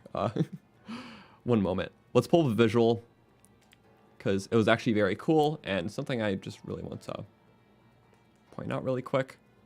Oops, wrong tab. Okay, we were here, right? So if you notice, this is the only time we see a clip of him climbing a sky island, but the sides of it look, I don't know, different. It feels like it could be a different material in the way where you can't climb it. Because if you think like Divine Beast and Shrines, you can't climb those walls. And if this is like a hardened dirt sort of thing, but I don't know, it could be unclimbable and maybe you have to resort to climbing like the tree trunk itself. Does that make sense? Sorry, I explained it so awfully earlier because I literally just couldn't get my words out. So I just think it's interesting. This doesn't exactly prove it, but this could be what that is. Or maybe just climbing it because it looks cool to climb the tree. So it is speculative, but it just is interesting to note of because it's the only clip of Link actually climbing something in the Sky World. So, you think you'll be able to climb normally? Because if you look, the route doesn't even go all the way up. So is he climbing there? I feel like there might be a divot or something. Or maybe, yeah, he was just trying to fly to this island, but could only make it lower. But luckily there was a route lower, so he climbed from there. Yeah, so it kind of divots down, but that's still like the top surface, you know? We just can't see it fully because that's the last frame we get. So, I don't know. Yeah, honestly, who knows? Not actual gameplay. Yeah, it does say that for the start of every trailer, but I feel like that's mainly just to ward out just in case if something does get omitted in the final version, people won't all freak out. They're like, oh, why wasn't that in there?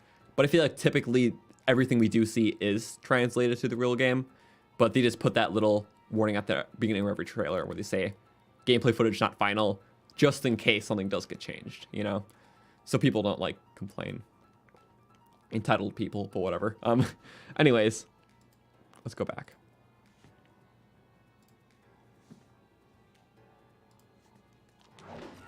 Oop. Bye-bye. Yeah, it's pretty easy now that we have all this OP stuff, upgraded Master Sword, and everything we could possibly need. Here, let's bring this to the third now. Thank you, bread, for the 250. What is the best kind of bread? A good sourdough is just always fun, I think, for toast, and even, like, maybe a good BLT, I would say. So maybe I'll have to go with that. Yeah, thank you. Sourdough elite. Also, the scene we watched could just be showing the roots because Breath of the Wild doesn't have any roots in it except for the few that stick above the ground. So just wanted to show an example of like a tree growing around. Yeah, like it definitely wasn't the prominent clip of that trailer. It was just kind of like a little transitional one between other bigger clips. But it was still a cool one to show because it showed, well, Link in like the older, you know, ancient armor, but ancient in like the Zonai sense. He had like an axe on his back and yeah, just the atmosphere was all different too. So it was to highlight that, I agree. And if he wasn't climbing that, that wouldn't have been as much in focus. So I totally, yeah, can understand.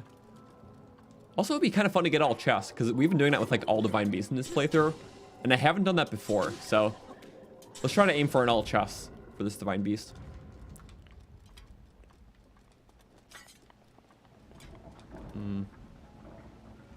Oh no! Damn, we were right there. Wait, this can still be okay. Yes, all chests, right? So I guess we didn't lose much at all. Hopefully it's not a shield. My only hope here. Uh-oh. Get it, Link. Get it.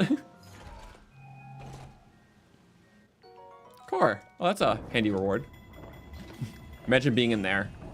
Crush. Yeah. Neat thing about getting all chests in Divine Beasts. Well, it can only be done once, because if you leave the beast, you can't go back after beating it. But it showed me some pretty cool areas I didn't know even existed. Like, especially in Rudania, there was that one like whole like secret room that I didn't know existed with the chest. There was just like a one-way door to get into it, sort of thing, and then it unlocks some bars that you can open to get back to the main chamber. There are 2 terminals remaining. You're nearly there. Okay. Yeah, this goes by so fast. And just on there, whoop. Okay, thought I was being too late for a second. We'll get that chest later. There's some near the top. I forgot where all of them are. And I don't think I've gotten all of them before. There's one right there, okay. Yeah, it'll be neat to see them all, though. You like how they did the stasis part of the whole new runes thing? Yeah, I mean, it looks like stasis, so I'm going to call it stasis until then. But pretty much time reversal. But I guess to start the reversal, it puts an object in a stasis-like state and then reverses it. So I guess in a way, it's like a totally different take on stasis. And because it's the same color and looks somewhat similar in that regard for the first frame, its version of stasis is the best comparison.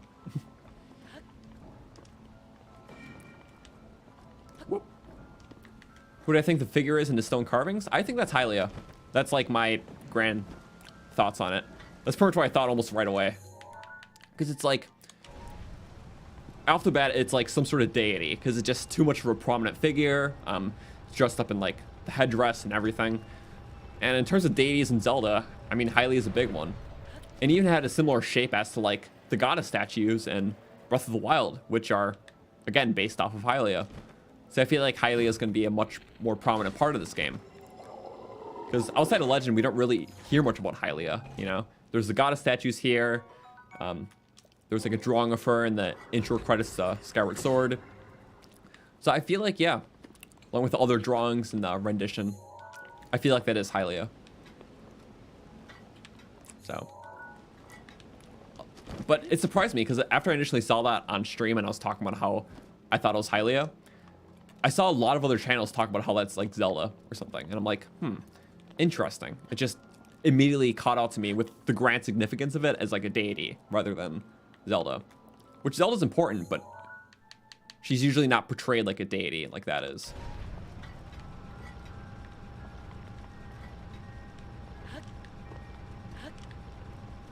Okay, we need to go back. It was all for that chest, I know.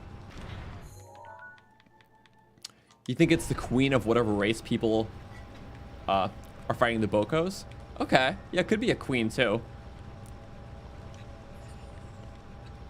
Yeah, that's interesting. I feel like, yeah, I don't know, like this, all these Sky Islands, it's like, I don't want to say it's like an ancient like Hyrule sort of thing. Like, I have to assume it's some sort of other civilization, but it could be just like an old Hyrule. I don't know. Like, it really is something though.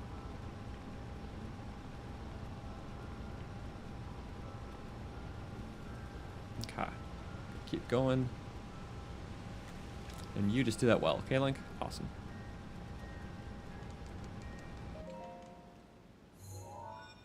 Do I think the Triforce will finally appear? Yeah, it's likely. It appears in a lot of Zelda games, and it was mostly void from this game, besides, like, the symbol and, like, that awakening power Zelda used in the memory.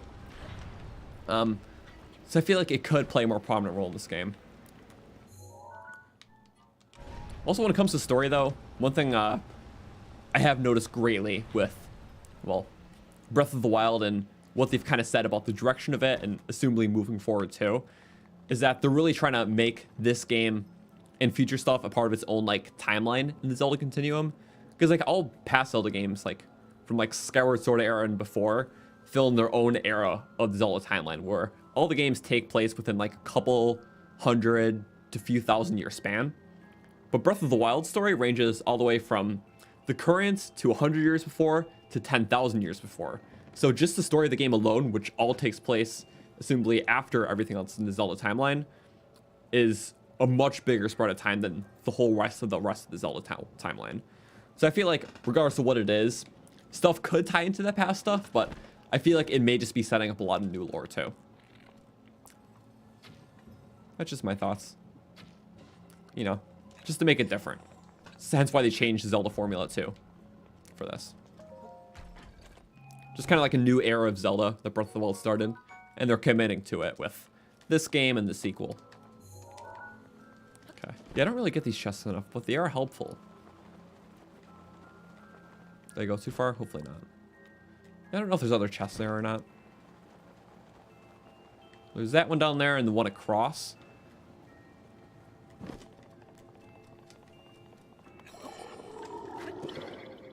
I'm just using up all my arrows, which honestly I have a lot, so why should I be complaining? Hey, get back here. Whoop. Did it spawn another at the end? Oh no, it didn't. Okay. We are safe. Don't go down too soon, otherwise we'll still get melted by the flames. Okay, do I think Tears of the Kingdom will be on a new system? Some YouTubers are saying that the trailers look better than Switch graphics. I feel like it could be a little better. It's definitely has something to do with the colors. They're a bit more like saturated and stuff like that, so it just naturally looks better. Like a different shading or shader on it. So I'm not too sure. Because it could be. There could be like a Switch Pro sort of thing that runs games better. Or it could be a base Switch. That's something I don't have a definitive opinion on. There's a new dragon in the trailer, which you're excited for. Yeah, there's like a fin of a dragon in the background of that one shot. Very interesting. So, I don't know if it's going to be a boss or maybe it's going to be like, even like one of the 3 dragons we see in this game. Because, think about it, the dragons are technically said to have come from the sky. And they even ascended to sky portals when they vanquish into the sky. So, maybe there's a big connection there.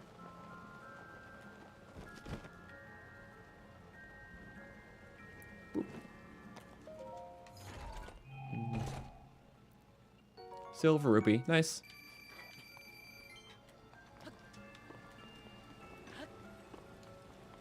And then, yep, it's the one. Wait, where's the final ones? Barn owl. Sorry, we don't need you. We're doing pretty good for the compendium, just considering how much second one adds. Like having nearly half the stuff like this is pretty amazing. Materials are usually pretty easy to max out if you're trying. Weapons tend to be the hardest because there's a lot of different tiers. I'm surprised I didn't get a luminous deposit yet. That's usually the easiest to get. It's also nice it's in a category of its own because you always know where to target it. Also, I like how there's the second wind chest. It's a blue one. Even though I never really get the Xenoblade armor either, I like those chests, like those glowing red ones. It's very neat. Okay, where's the other stuff? Is it on one of the Ferris wheels? I mean, it could be. Is it in the water? I feel like it's... Oh, it is in the water. Yes, it is. I always forgotten about this one. Ancient Spring. Nice. Oh, there's a new one. This one seems to be... Is it above us? Yeah, we're looking for the probably last chest, I want to say. Okay, it's got to be above us if we went in a circle and the icon didn't change. But also just to make sure. What are we dealing with out here? Okay, so it's more towards that way. But since it's not straight and it's a bit up. We can gale. You can cheese all the Divine Beasts once the Overhaul is gale. It's kind of funny. I feel like this one might be very hidden. Maybe I haven't gotten it before. That's why I'm stumped. I feel like pretty much all those I gotten at some point before. Unless there's just one on the Ferris wheel. Which is highly likely. We just have to give it another go.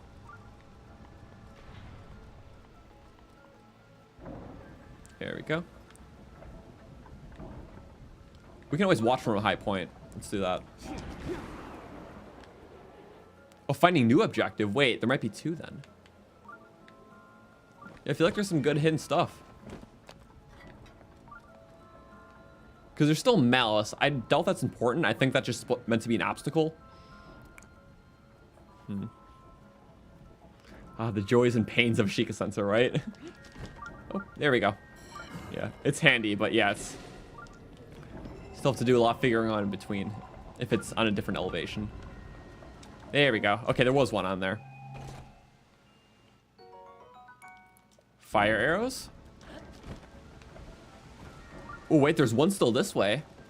Okay. Interesting. 7 chests, we've gotten 5. Well,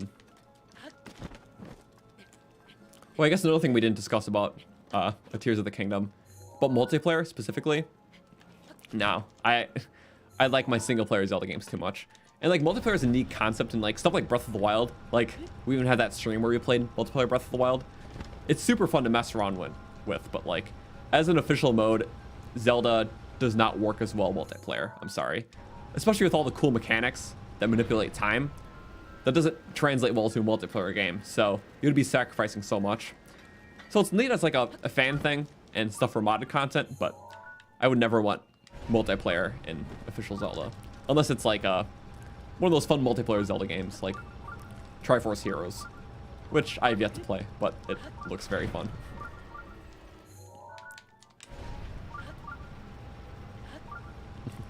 Wow, the new Zelda game sure looks old. I know, right? This Tears of the Kingdom game is so, it looks so much like that one Switch game from 2017. What was that, like, Breathing of the Wind, I think? Do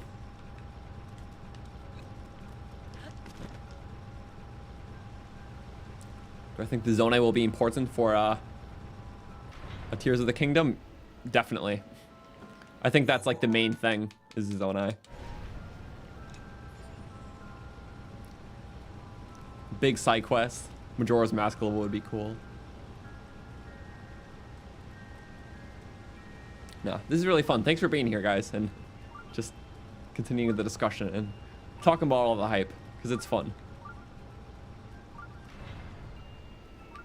Okay, so not left. So it definitely has to be in the direction of this. That seems right. Yeah, I must never gotten this chest before. Oh, and it went away.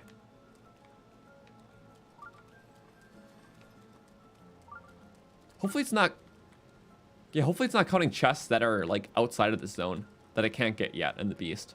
They're just, like, under the dam itself. Okay, there's literally 2 chests. That feels unbelievable to me. Is it in something like this? There might be some weird outdoor segment. Because it's like there was in Rudania I didn't even know existed. I feel like the only way to find out is by actually doing it. Okay, that leads back to that room, doesn't it? No? Okay, this is just a symmetrical part of the Beast. Doesn't exist for any big purpose other than symmetry.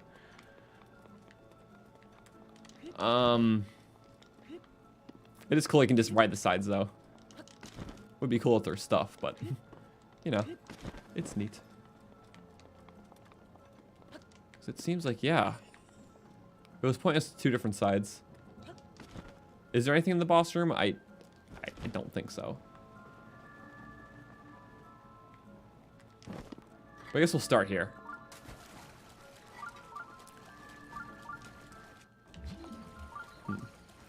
You believe we've gotten only 6 of the 7 chests? But it does say, like, occasionally that it switches targets between 2. So I feel like there has to be another one, right? Because how could it switch targets between 2 different chests? Okay, yeah, it seems to be that way, so we were kind of right. Maybe it's in this room? I just never go here or think to look? No, there's nothing in this room, is there? Come on, chest, where are you? Okay, the fact that it's not changing right now feels like it might be above this thing. I feel like that's the direction we're heading in. Or rather, we need to. Look on the wall above the boss fight. Okay. Oh, wait. We forgot to go back for this one? I thought we literally passed that one. How? You're a good weapon, but I don't know. We'll just throw it there for now. I didn't remember. Don't even tell me that's the last one, because I'm gonna feel very stupid. So you must have gotten them all before. Yep, because that's the whole stretch. Wow, I was being... I'm sorry. Because we saw it, so just like, I don't know, my brain thought I picked it up because I very well acknowledged the chest's existence at the time. So interesting. There was no cool, very hidden secret that I haven't seen before. But okay, no more beeping means no more chest. And it switched between 2 targets, so I thought there was 2 chests. It's not the same one, there was 2. Oh, I see. Got destroyed by the symmetry. All right, well, for the boss fight, we gotta have some fun with it. Because I spent a lot of time recently researching the Blights, figuring out stuff like, you know, their attack stats, and even the stuff that's parryable, like their spear and ice cubes. Exactly how the damage works for those, and like their attack scaling. Which we did that big Stats of the Wild video on it, which came out last Saturday. I know some of you have seen it, so thank you for the feedback on it, because it was really nice. It was a big research project, but anyways, we're going to fight a Blight. And this Blight will be at its max scaling with 2,000 health. Shouldn't be a problem with their armor, though. And, you know, using a shield on it a lot could be fun. Don't even need an attack buff. It'll be too easy. All right. Let's go do it. We got the one on the top that had the arrows in it. We had to break the ice seal. TOTK keeps switching your head for TOTOK, or the Temple of the Ocean King from Phantom Hourglass. Oh no, it's so similar. All these acronyms, what are we gonna do? Which, speaking of that, that's a very fun dungeon. I love that. Yeah. Welcome to you guys tuning in now. Water Blight. Yeah, thank you guys for... We're almost at 600 likes. I just noticed. Thank you. Our goal is 600, so we'll probably wind up surpassing that. So, thanks for the help, honestly. For those new, yeah, we do this every Wednesday night. We do more Breath of the Wild playthrough stuff. In this case, our second win playthrough. But this time we're just doing a lot more discussion than usual because the trailer. But it's fun. A lot of energy about it, but it's exciting. All right, Water Blight. Careful, that spear has a long reach. Does it? It has a long reach, Mifa? We're gonna exploit that. Thanks, Raleigh. Not like that, we're not. Okay.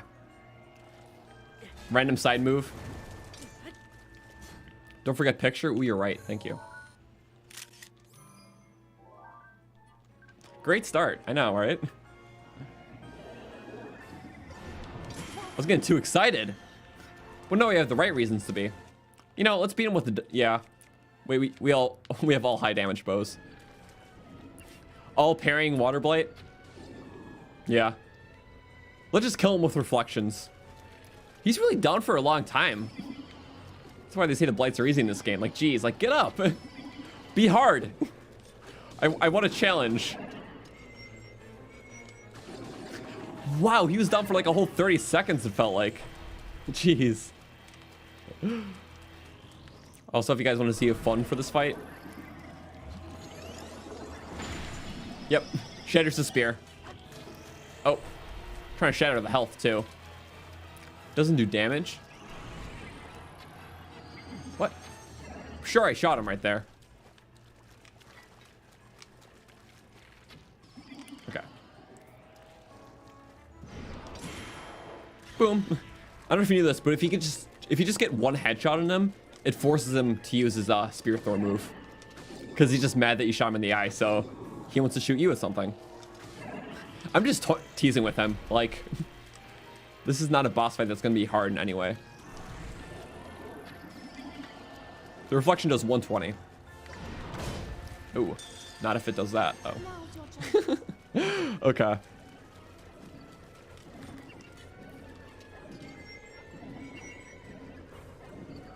Max charge. Oh, we get some use out of it.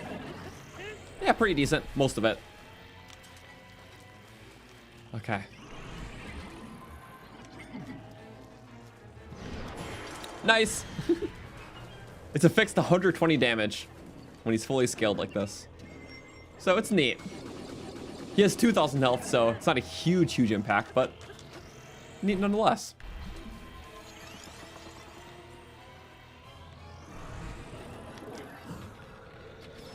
And second phase. Yeah. After what, like 60 hours into this playthrough, I'm not even breaking a sweat over Water Blight. Tears of the Kingdom comes out 1 week before your birthday. Nice. Yeah, I saw a lot of people where it came out like that same week or even like the same day. And they commented that, and that must be awesome. Like, what a birthday to have. Okay, let's force off the spear. He's gonna start with Ice Cube, but if we do one headshot, I guess it just cancels it because we did it so soon, but sometimes if it doesn't, yeah. There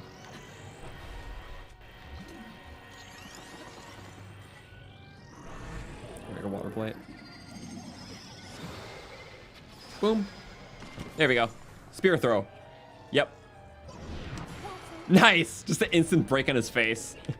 Barely had time to travel back at all. Okay. Whatever happened there, we just did a huge, like, track and field leap. Alright. What's next? Time to get cooking, Water Blight? Ooh, the laser. Sure, why not? Nice. Hit the body for some damage. That one's like about a third of the damage. We're just toying with him. I just want to do cool stuff against him. That's very satisfying.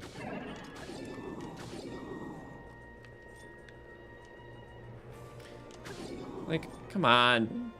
Don't be that easy. Like, why is he down for so long? I really hope the next game, yeah, has harder bosses to an extent. And even hitting him the whole time doesn't make it always go back up faster. Like, sometimes he's literally just down this long. Come on. Be hard. Yeah, so I'm excited for return of normal bosses, hopefully, in the sequel. There we go. And for this one, you just need to stasis that first one. That one just broke on its own. That was kind of funny. In this case, we can get like 3 swings just in case. You ready for this? A little bit of damage. It wasn't enough. If you can get all the keeps to hit it, it reflects back. Yeah, look at that. Satisfying. Okay. You're gonna use Ice Cube again? Nope. I'm just trying to do all the cool moves without killing him instantly. Oh. Nice. Okay. Now do the Ice Cube one. You know, let's make that the finisher. I am more than okay with that. Can we hit the end? Not quite. Okay. Let's heal up a bit and throw some beams at him.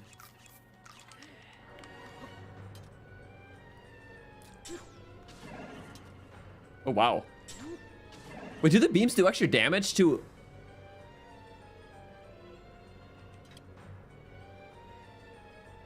That did a lot of damage. What? Wait, those usually do 20 damage. And 30 with the buff. Wait, what did we just do? That's definitely not 20 damage. Okay.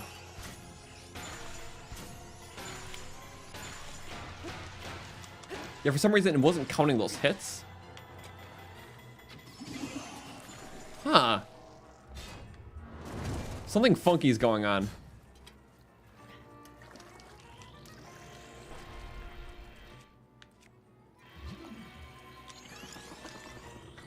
Something very weird is happening with the physics. Okay. Nice. Also, physics, weird things can happen, especially on the emulated version of Breath of the Wild. So, like, sometimes it can be inconsistent for that reason. Yeah, like, see how much damage that did? And that did the same amount of damage. Do Blights take the same amount of damage from a beam as a sword hit? Okay, now you do your thing. And you break those ice blocks. See, it's not... I feel like it's literally just because it's emulated Breath of the Wild, it's not working. See, it didn't even count any of those hits. Okay, so game is acting funky. Okay, pop out the sword. Spear. All right, Water Blight.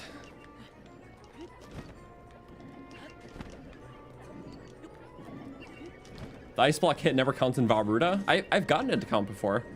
It was even in the video I did.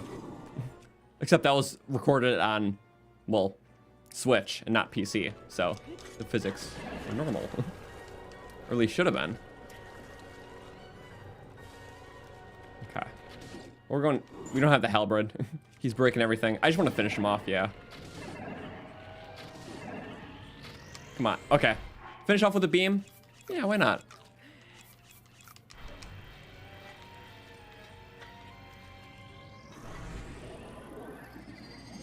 Okay.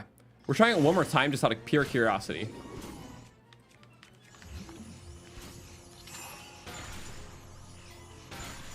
That is so weird that it's not counting. There we go. Nice finisher. Let's do it. Okay, a double hit and bow hit. Bye-bye. You played this fight 100 times last week. The other ice block hits never contribute to stasis damage. It was in the video. Here. After this, I want to pull it up.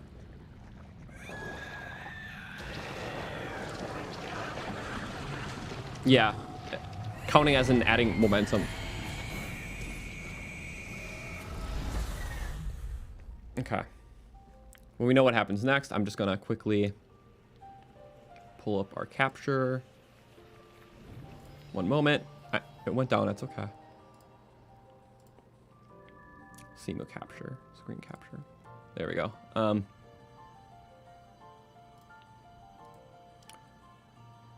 There we go. Hey, that's me. Hi. There we go. Blight stats. Okay. Yeah, so this is a new video we did. It was... Oh, it's literally on the clip. Out of all places, this video could be frozen. Definitely. Here. Blight reflections you can do. The ice cube It's gonna appear a little reflection isn't staticky. as significant, but definitely a lot easier to pull off with lower risk. If you stasis the first one in a combo, you can have all the subsequent cubes hit it for a momentum increase. Then just swing once in Water Blight's direction to redirect the path back, and this impact alone does 50 damage. But more often than not, this hits him twice for 100 total. Since his projectile...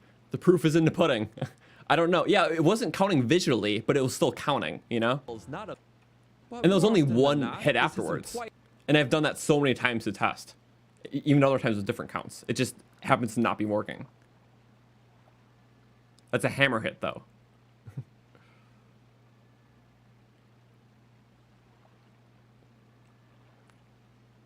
I unstasis that? I've let it go through. Is it specifically hammers that hit it back? Because that is unlike any other interaction in the game then. Huh. Weird. The voiceover. Yes. Interesting.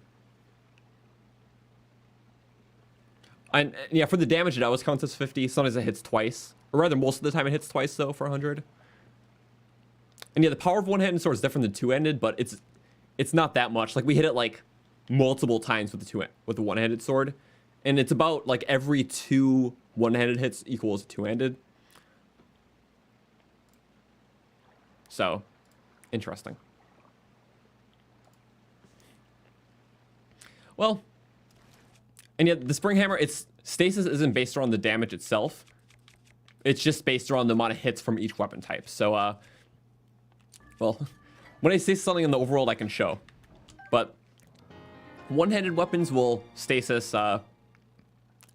like, all the same, whether it's 1 damage or 60. Two-handed weapons will stasis heavier, so you have to do less swings, and spears you have to do more. Unless specifically the mechanics are totally changed for the ice block, which that's a whole nother project for its own then. This calls for more I'll rather test after the stream. I don't want to make a whole research on this on stream. But it is interesting. I do have save data where I can just start right before a Divine Beast, so, or right before the fight itself. Another save, so we can do that then.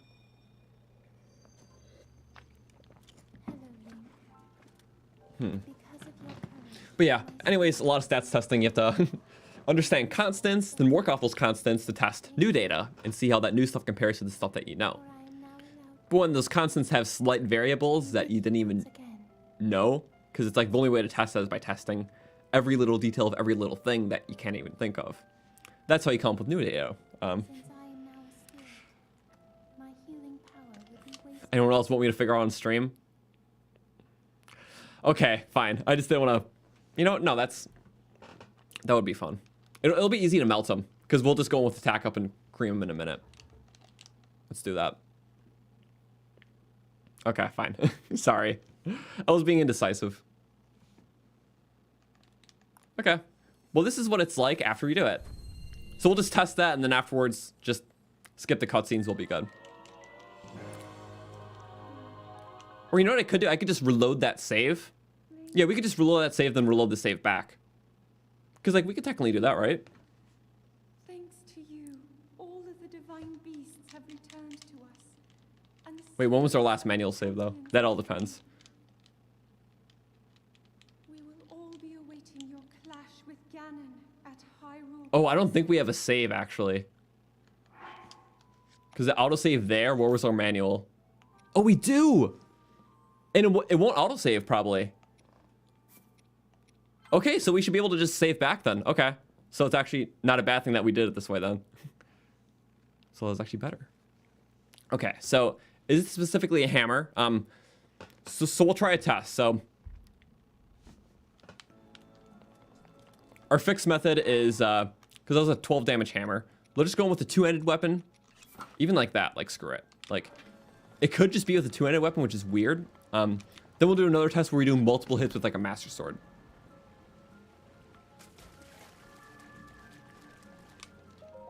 Okay, let's try this.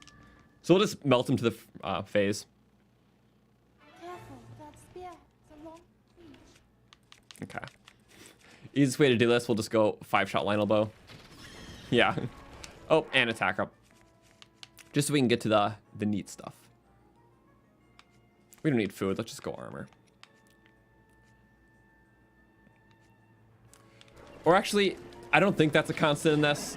I don't want to make sure, I don't want to give ourselves an attack up just in case it variables the data. I genuinely don't think it will, but I'm trying to just eliminate any variables right now. We'll be fine with this.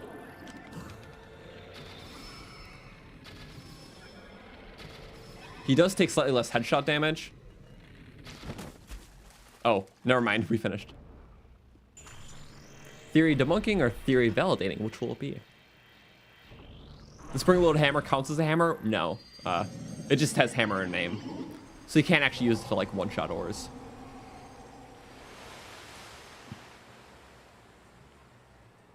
You want to see a 2 platinum? Yeah, that's fair. You had to waste like 6 trident hits. It might just be 2-handed weapons, which would be a very special interaction then, having this to work. This one, no, we're gonna wait for a 5-1. Because that won't be enough, because as we saw, we needed at least more.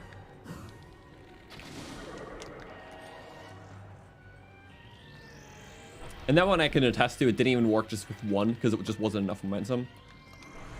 Just body hits. I guess we could test 3, but just for the craps of it, if it doesn't work with 1, we can just move on. It's not going to, I don't think. Yeah, see. Seeing in the video, I was only referring to that 5-1, because there's a lot of them, so it's a lot of momentum stored.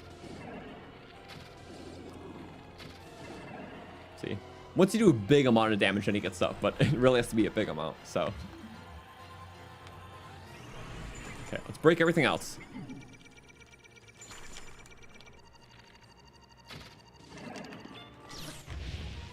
All right. He's gonna teleport. No, he's not. Okay.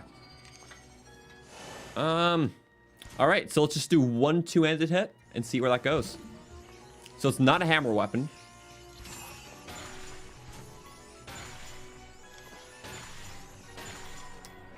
It's 2-handed though.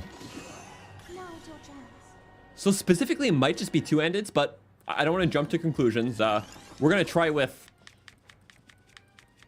I don't know. Realistically, 3 of these swords should be more than, like, it'll be between 1 and 2 2-handed swings.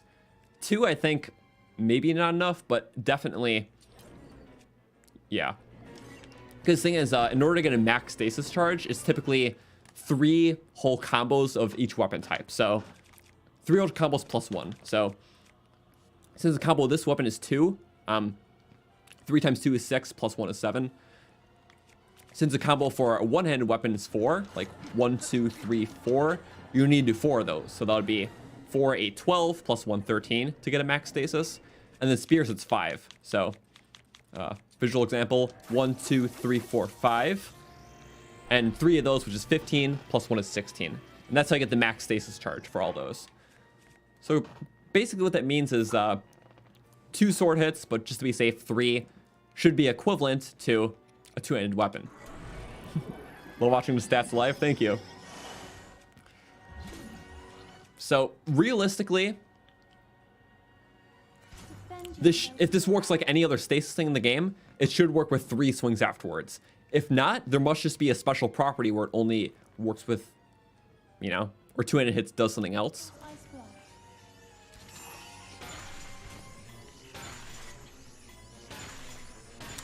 One, 2, 3.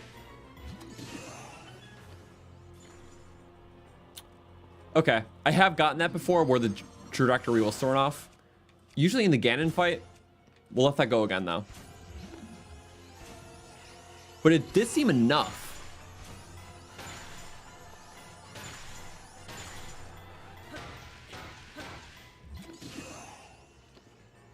Why is it off?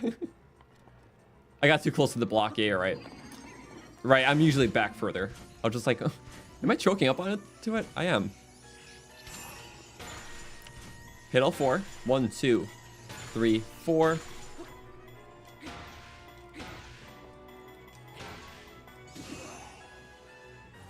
That's weird. Huh.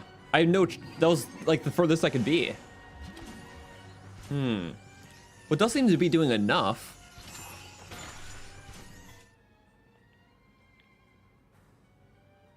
Yeah, what's going on here? This is very interesting. Our way around this should be, because I still want to use a weapon.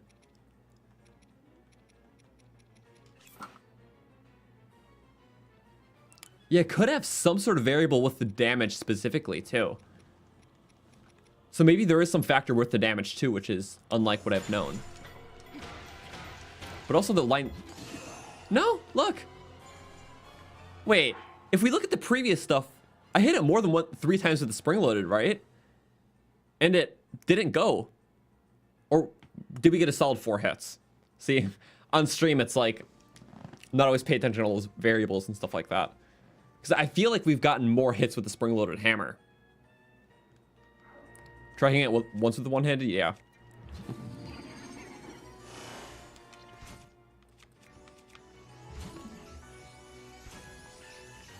Hitting it once, yeah. Okay. So it seems like, yeah, the quantity was the same, which is totally true to the rest of my testing.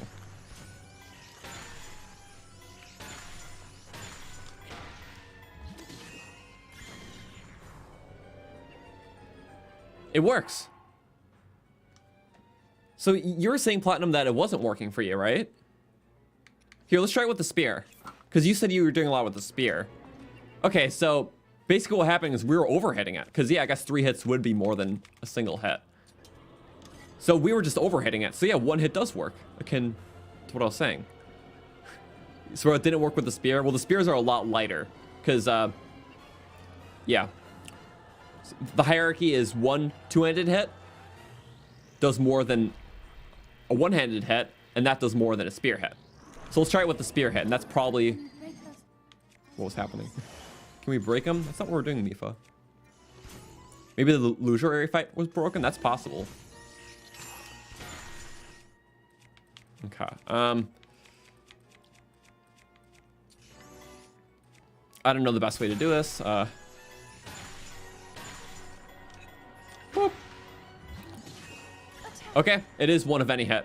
So, it's just, yep. The reason why it was 1 hit, and, well, sorry. Let me restart that. The reason why it was 1 hit is because they already add so much momentum as is.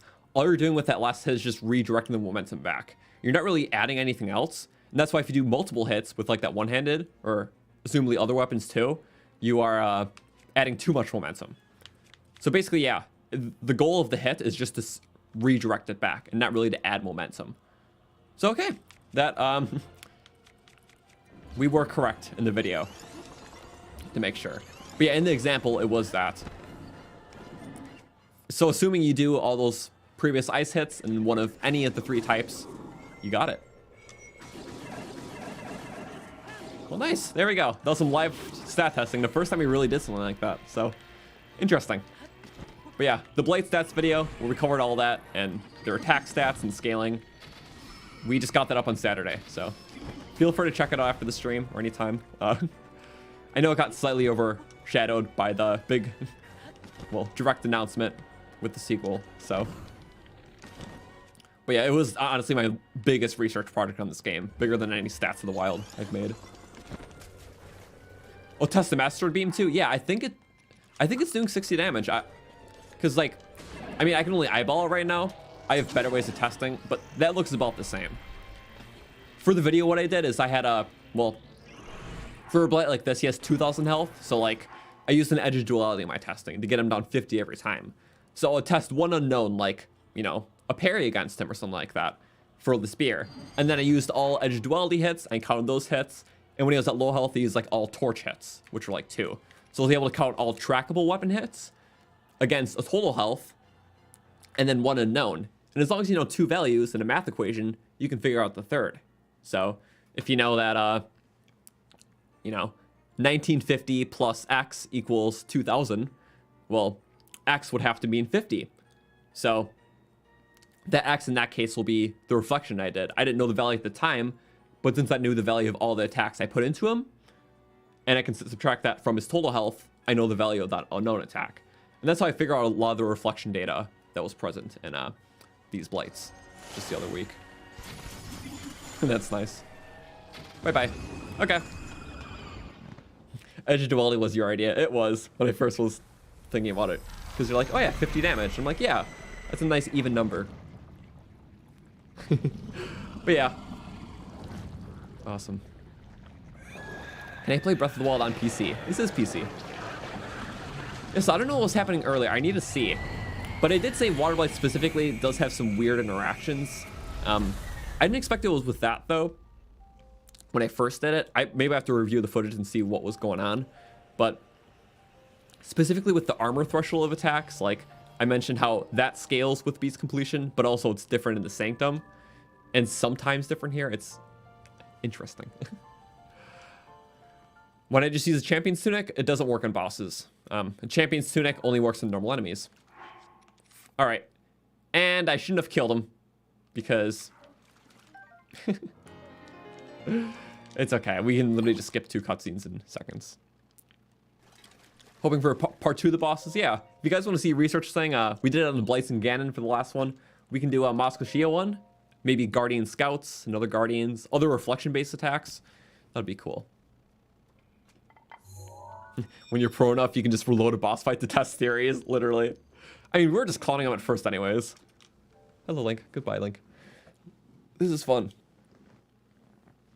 Yeah. I have to do stuff like that a little more. When it comes up, of course. But yeah, now that we finished the Beast and we have Mipha's Grace, which we're getting in a second.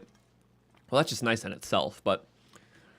You know, it could be fun to do a couple of little side things. Maybe we can, I kind of want to save the main second wind stuff that's new for the next stream. It's called the Hyrule Knights quest. It's about recruiting all those people, which was very fun. We did a little bit today. Maybe we can kill some of the other bosses that are just like fun. Go around. And we can do that shrine. Honestly, there's a shrine right there. We didn't do it. So. Thanks to you, all of the divine beasts have There we returned go. to us, and the spirits of the champions are free. Can you play all Switch games on PC? It's not really Switch games. Breath of the Wild was just made possible on PC so early because, well, it was a Wii U game as well. So, because of that, they have a Wii U emulator, so it's not a Switch emulator. There is a Switch emulator, but it's not as good yet, at least from what I know. So, there's the answer on that. Okay, now let's save. We have 1 heart in the new row, which is something that bothers me for no reason. So we're gonna get another heart with orbs.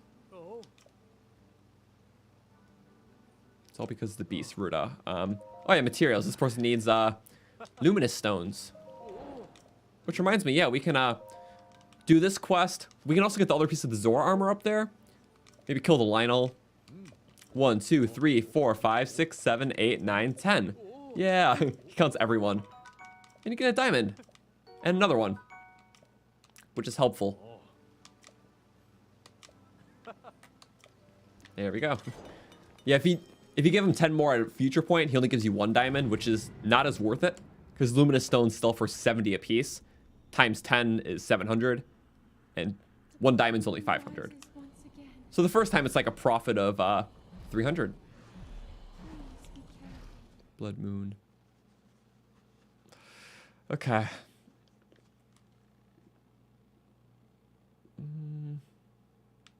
Yeah, panic moons happen a lot.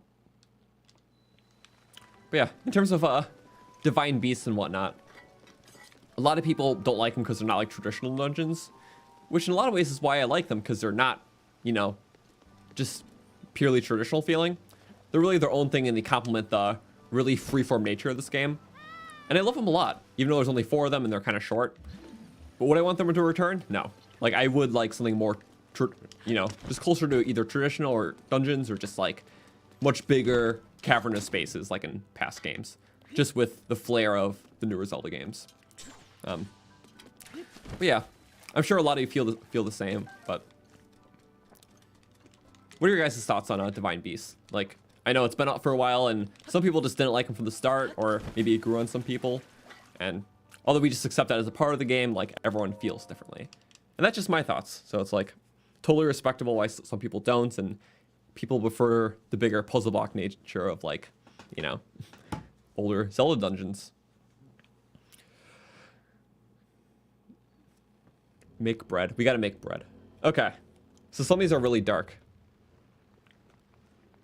Yeah, so second wind shrines are all overhauls. Completely different aesthetics, themes, even new puzzles within. So this one was, yeah, a giant water slide.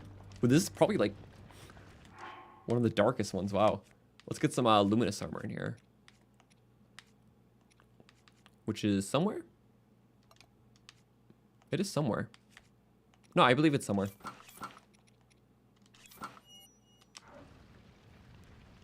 It barely glows, but it does somewhat. Oh yeah, in terms of all like past second wind content, I mention in every stream. The full playlist for all the stream VODs of Second Wind and the new contents in the description and also be in the pinned comment for those watching the VODs. This is so cool to see. But yeah, we're like 21 streams into this now. We'll probably wind up going like another like, I don't know, anywhere from like 6 to 8 more easily, like minimum. And plus there's new updates and we'll play it when those come out. Because it all depends on how much more we have left to do.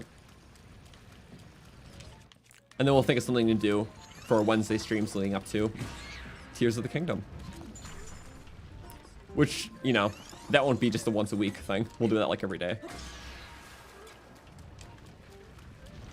Well, only one heart. That's fine. That's okay. There we go. Oop. Yay, more stasis. I love stasis. Okay. Yeah, that doesn't work in that situation. Yeah, so some of these shrines are dark because they want you to use like your rune powers to light it up, which I think is interesting. Yeah, so this one, most of them like change a lot of things mechanically too. This one just more of an aesthetic one, it seems like. But yeah, it does make it freakier with just like the boulders rolling down. So it's like you have to use powers like that to light up, which is interesting. Ooh. Did I notice the Twilight Princess looking keys in the new trailer? Yes, it did look different. Also, I luckily fell off that platform. Ooh, and Armorous Knight. Those things are in the game. They just sort of hop around. Yeah, down the water you go. Also, we're gonna beam this guy to death. Beam time.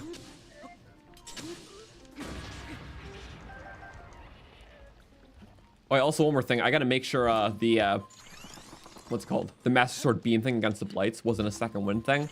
I don't think it is. Like, I generally don't, but obviously testing in vanilla Breath of the Wild's better for those things.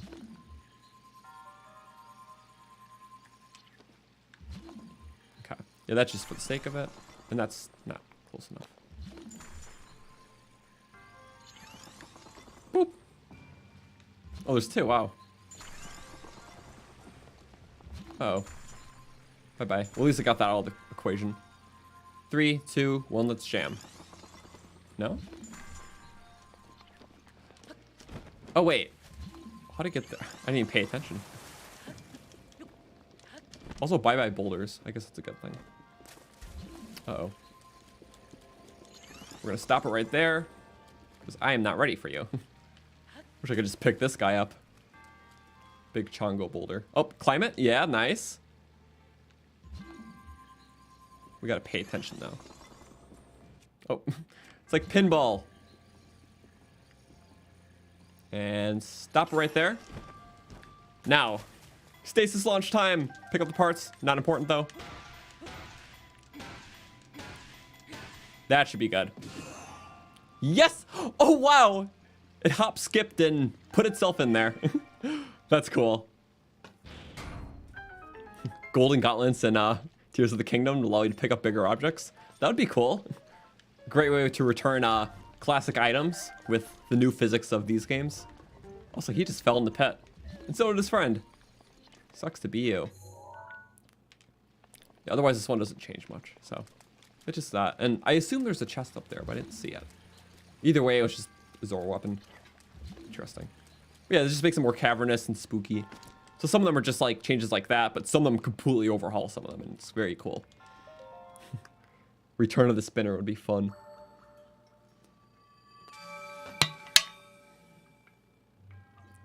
When I chose Croton as channel name, it's been my screen name ever since I was pretty much old enough to have a screen name, just for like random online games and such. So naturally, when I made a channel 5 years ago, it became the name of that. Yeah. For just general questions like that and other things, we do have a FAQ in the description. I know some of you have read it, and that's awesome. It's just like little information like that, or commonly asked questions. And yeah, also in the description, the playlist, and also socials and stuff like that, and, you know, normal YouTube playlist stuff. And then also like my 1-sentence summary on what we're doing today in the stream that I always update. But yeah, it's 8 more months until the new game. But until then, yeah, there's honestly a lot to keep me busy. Even if we probably only get like one more trailer closer to like game's launch. Like probably a story, a teaser trailer sort of thing. But yeah, until then, mainly just doing more Breath of the Wild stuff. We'll have more fun time to do streams and either modded stuff or challenge runs, because there's still a lot more challenge runs we got to get through. Even a couple that we have recorded that we didn't upload. And stats videos. Also, that is 5 bluebirds. Bye-bye, bluebirds. I think we had the picture. I couldn't fully tell, though. Let's go.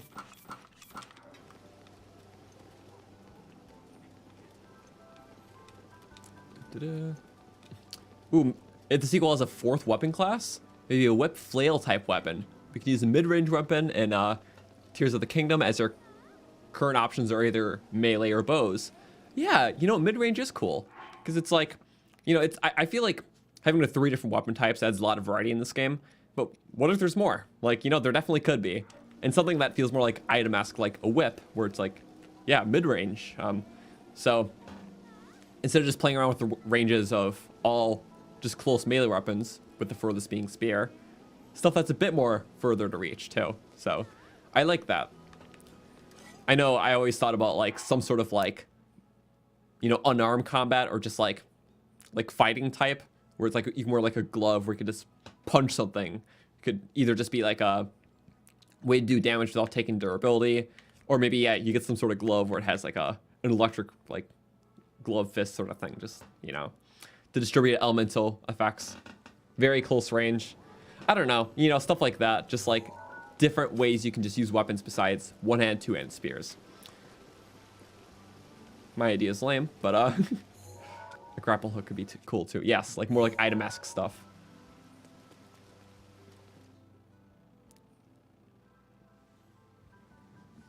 Here we go. My obsession with the drill shaft, because it is OP, and well, it's very varied compared to a lot of other weapons and spears in the game. It's the only mining weapon that's a spear version. You can throw it, easy way to kill peblets, throw it at a far across spawnable wall and you can break it. Just has a lot of power, durability, and just a lot of fun. So that's why we like the drill shaft. Ooh, yeah, Twilight Princess had the ball and chain. That could be a new type of weapon.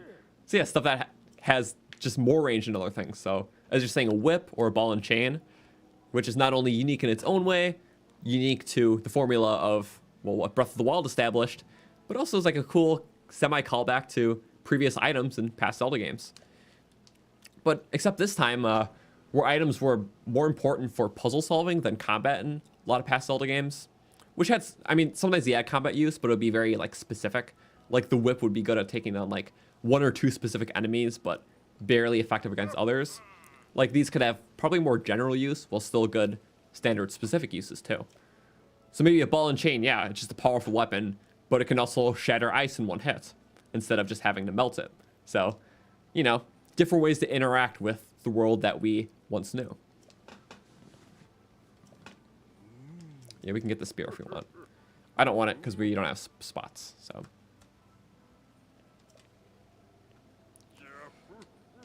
Yeah. And yeah, mentioned it before, the Tears of the Kingdom, no multiplayer.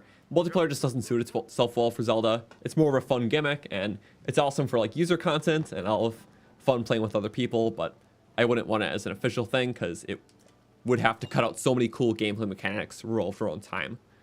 And also just the pacing of a single player game gets thrown off with multiplayer.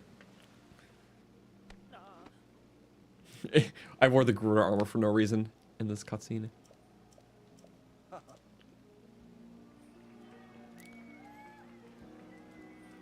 Ball and chain will work as a shield when not attacking Twilight Princess. Right, I forgot about that. Would leave you vulnerable after a combo, which would balance the weapon with, yeah, other weapon classes. So it's like even heavier than heavier weapons, but it leaves you super vulnerable. You spin it around and chuck it. That would be so cool.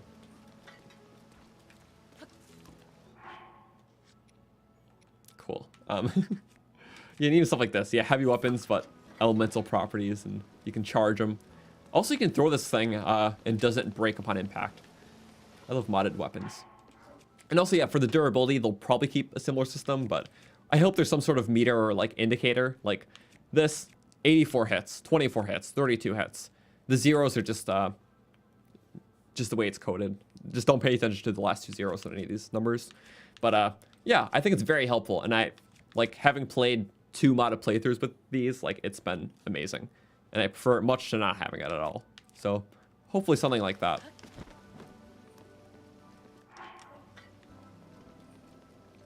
Yeah, the charge attack of a two-handed weapon or a two-handed ball and chain could be the spin. Yeah. So your normal attack, you just toss it out really quick and reel it back in. But your charge would be the spin around. That would be cool. So enemies might have to get crafty in the way that they countering you that way. Maybe if they see you doing that, they start throwing rocks or try picking up a bow, shooting stuff at you. They kind of change their moveset around what you do. Yeah. All right. Sorry, I forgot about doing this. I don't like having just 1 heart. It's always got to be 2, at least. More the better, though. That's why I've had the 1 full row for so long.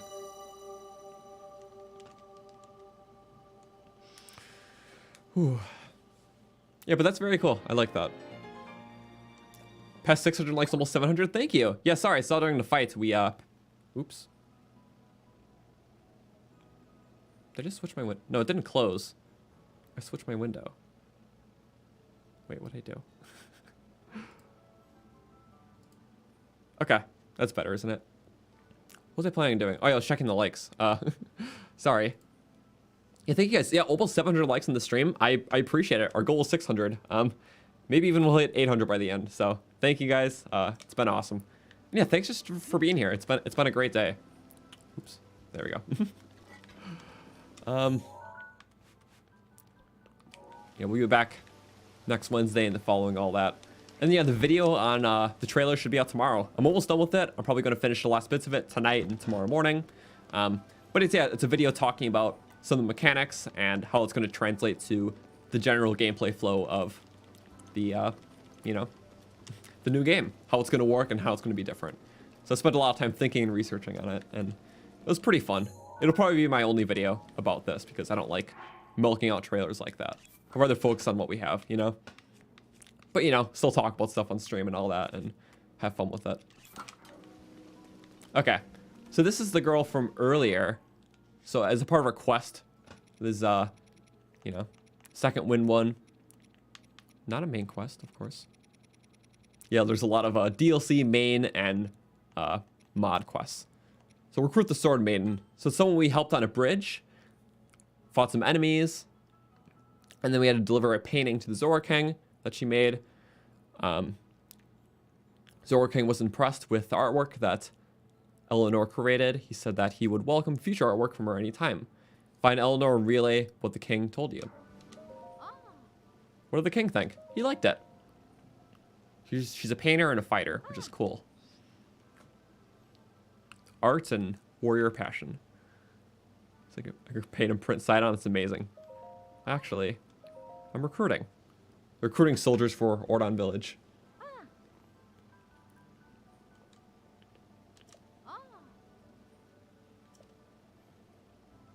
And more Bokoblin rear to kick. Yeah. Awesome. Paint set. Okay, we've been collecting items. This is all like the key item stuff, so. Okay. Enough paint for one last painting to be made. Huh. Create a neat painting myself. I wonder what that's for. We're going to do more of this quest next week, though. That's going to be our big goal, because there's a lot to it. But it seems like, yeah, we did that whole quest line for, or finished it today. So we did that one, the Treasure Hunter 2, which is another one. Yeah, so we'll have to finish the, well, the other ones, which is the Torchmaster, and then the 2 ones we didn't even start. So, yeah, this will all be an objective for next time and see what that'll happen. Recruiting all people to this Ordon Village. Also, yeah, there's this one. There's apparently a sealing bow on the plateau. And I saw that place where you can craft it, but I didn't have a star fragment at the time, which I needed. But we got it as of last stream. In fact, I think we have 2. Because we got it from some good chest loot from doing that tower. Yeah, we have 2 of them. Okay, so we're gonna do that really quick. Or wait, we talked about doing this stuff. We'll do that really quick after we get the Zora helm and kill the Lionel. Is that fair? That's fair. Okay. That's not too much. And then we could take a picture of the Lionel and show it to her so we can get the, well, the Zora pants. End of the stream already? No, not quite. Still want to do some more fun stuff.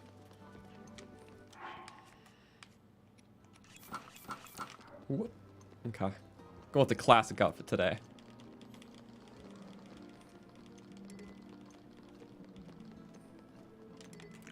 I don't know why I switched out of that when I need the Zora armor, but we'll be fine. Yeah, because as long as we get the armor now, we can upgrade it in a future stream and see what we need and all that. So it'd be cool to have most of the armor maxed out. Because we've been doing that like almost every stream, going to a fairy fountain and literally maxing out everything possible. Because every time we go, there's a lot to do. Because you can do all the base game stuff and all the new stuff. And then even the stuff that was unupgradable in the past is now upgradable in this mod. Like the Phantom armor set. Hence why we have One Piece at like 28 right now. So pretty neat. Yeah, I like getting the Zora armor up. Missed the whole beginning of the stream. What happened before Ruta? We just spent a lot of time getting to Ruta, but talked a lot about the trailer. We did most of our discussion in that first like 45 minutes.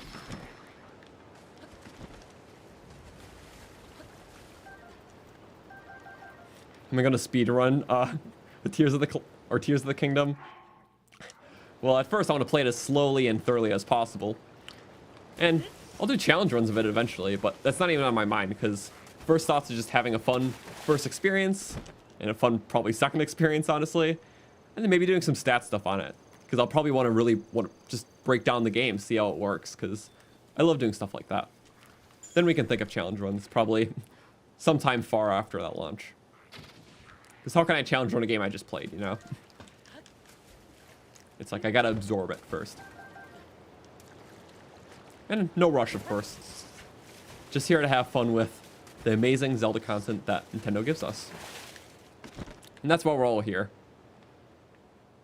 Okay, awesome. Take these free arrows. We don't need this insanely good bow.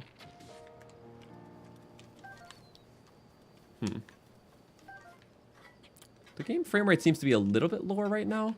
Is that just me or does it seem a little choppy? One second.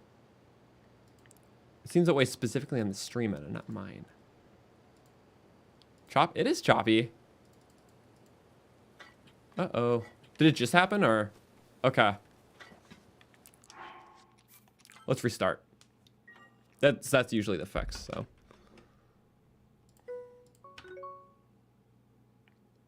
Bloop. Yeah, that must have just happened, right? Or was it after all the Divine Beast stuff?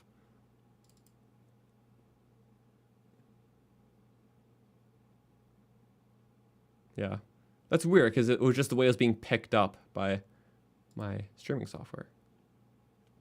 I'm capable of noting frame drops unless it's really bad. That's totally fair.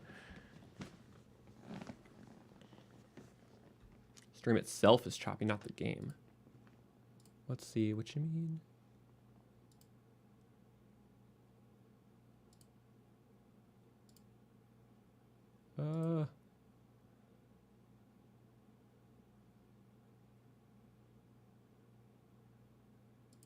One moment. Okay, we seem to be grooving. It's not saying there's any frame dips or anything significant. So, I don't know.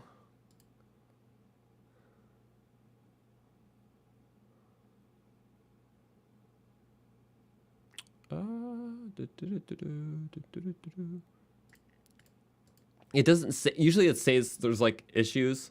It says stream is healthy.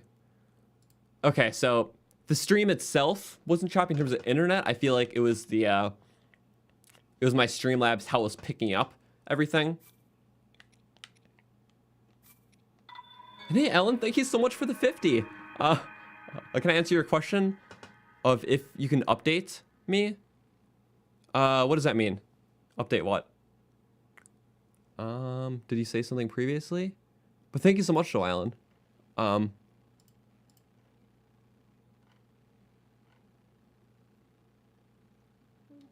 Yeah, if you can repeat the question. Link, Oh, hi Zelda. I have witnessed your journey. Thank you. You have overcome every challenge. Witnessed all the bad stuff too. All the 47 deaths. Rudania, Meadow, Didn't we get this dialogue already though? Forest, I'm not sure why it's going all up. of the divine beasts. Also, this doesn't seem choppy, right?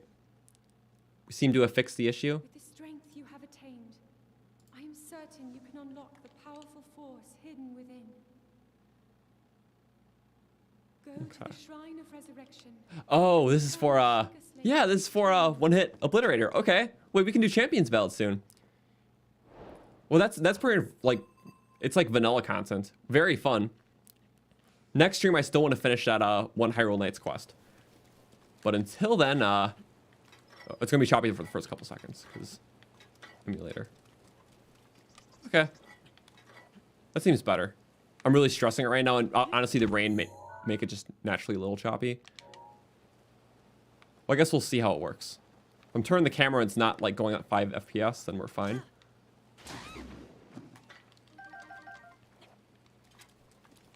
Oh, is it crafted with ancient steel and guardian parts? Are you talking about the sealed bow from earlier?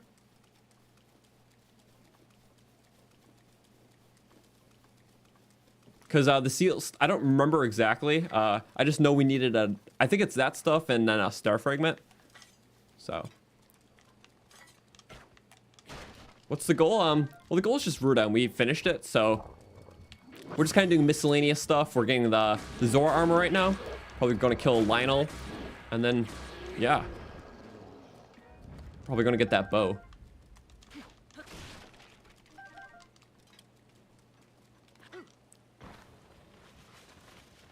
Okay. Yeah, it might just be the area that's a little, eesh. But we're getting out soon, so. Okay, so the helmet's just right here. It's not a very hard one. Let's get it. Get it and run. What will I do if there's no bread you can cook in Tears of the Kingdom? That'll be very sad. I assume that's another mechanic returning too. Just the whole cooking thing. Because, I don't know. It's like, obviously there's going to be so many new mechanics and whatnot. But, as I said earlier, like, the whole, like, buff thing, like, just armor and, like, food buffs will return.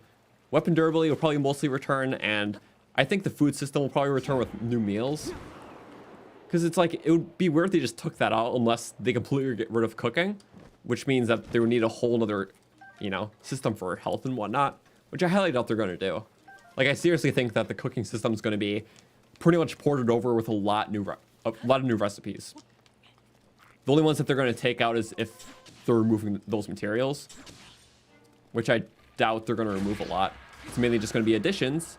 And with additions comes new recipes. Maybe we can make like cookies if there's like cocoa beans, you know? I don't know. Make chocolate stuff. Yeah. The game's just chugging in this area because, I don't know, this area specifically has a lot going on. We'll get out in a minute, don't worry. We got half of why we're here. Yeah. 20 damage beams. Okay, quicking surprise. You know what's happening every time. It's a beam going to your face. Don't act shocked. Just get out of the way. Thank you for the arrows. What do I do if all my favorite things are gone? Cry. If they remove bread and drill shaft. Which it's like, okay. Let's be real here. What has a likely more chance of staying is probably bread compared to drill shaft. Because it's like, I know some weapons will probably stay. I'm not sure if they'll all return though. And drill shaft, well, I'm not sure if it's going to be on that returning list. I will be very, very happy if it is, though. But bread is probably more likely to return, based on what we said earlier. If I'm correct, that is. But hopefully, you know, there's probably going to be one other really cool weapon added that I'm going to glom onto as well. So, regardless if the drill shaft returns, or if it stays, probably has some other cool weapon, and, well, drill shaft will always stay, because Breath of the Wild isn't going anywhere. We'll still be playing it. even after the new game. Just not for the first few months. All the tears in the kingdom would be Croton's tears then. Oh no, you're right. All my tears for no drill shaft. No. We're getting out. This is not a good situation to be in. Barely any damage. You gonna play easy or hard? What type of fight are we doing today? I'm gonna just eat my spear. Okay. Eat some more.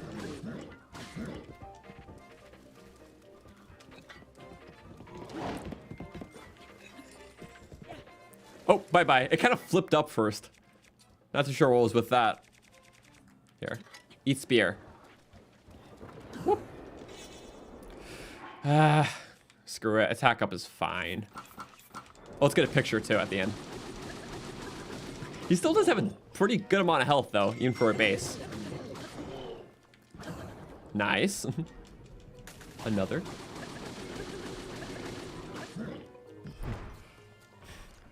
I bet I could port the Jewel Shaft over with Shadow Mart's help. Honestly, yeah.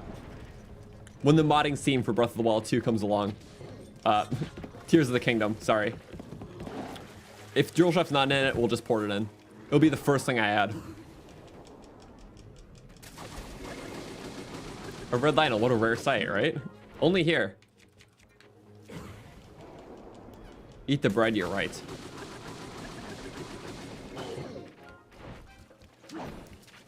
Quit doing the same moves over and over. Bye-bye. There we go. There's your picture of a Lionel. Yay. The only one that's in this game. Because it's master mode. And all scaled. Okay.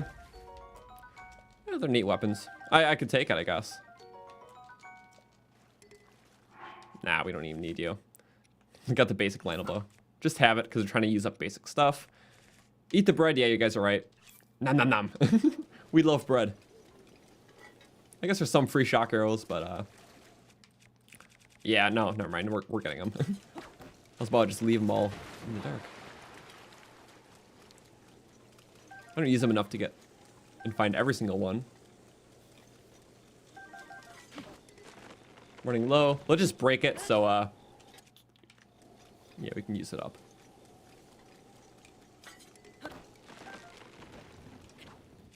$100 and there we go. Boom. Goodbye. For all the bread lovers, raise this one. Yeah. And yeah, new game will be streamed on the channel, of course. But we'll keep all the titles and thumbnails spoiler free, so those who are not following right away don't get spoiled, because that would be awful. No spoilers. Spoiler bad. But okay, we got that. So let's just go return here. We will show the picture of the Lionel for the Zora pants, make some more bread, and then we'll go check out that new bow.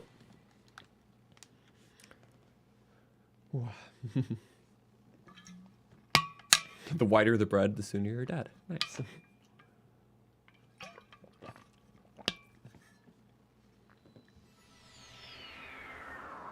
All right. Well, here it is. Kilton shop.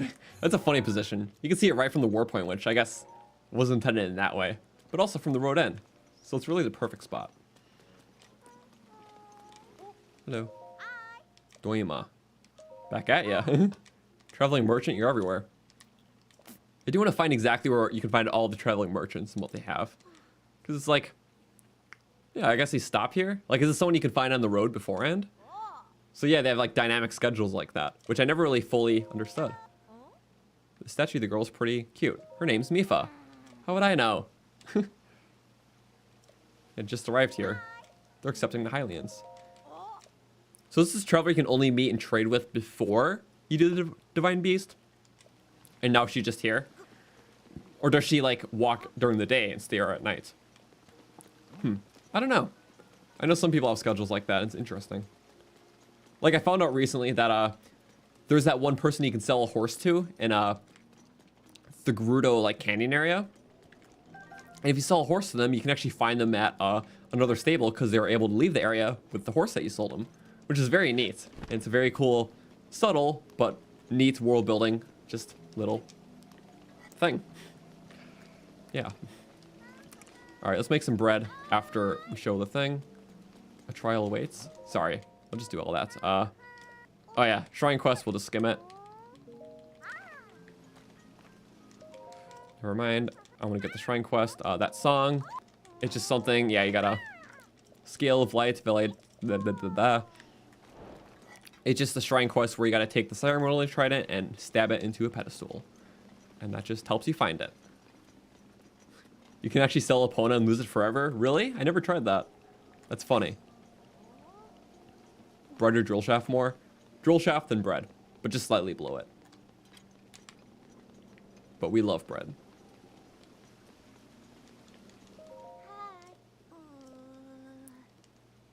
All right, yeah, we can do this. Let's get those Zora pants, make some bread, get the bow.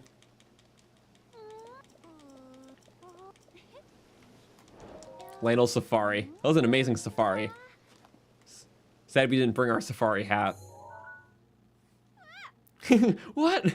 What are you doing? No. We bested it. That's what we did.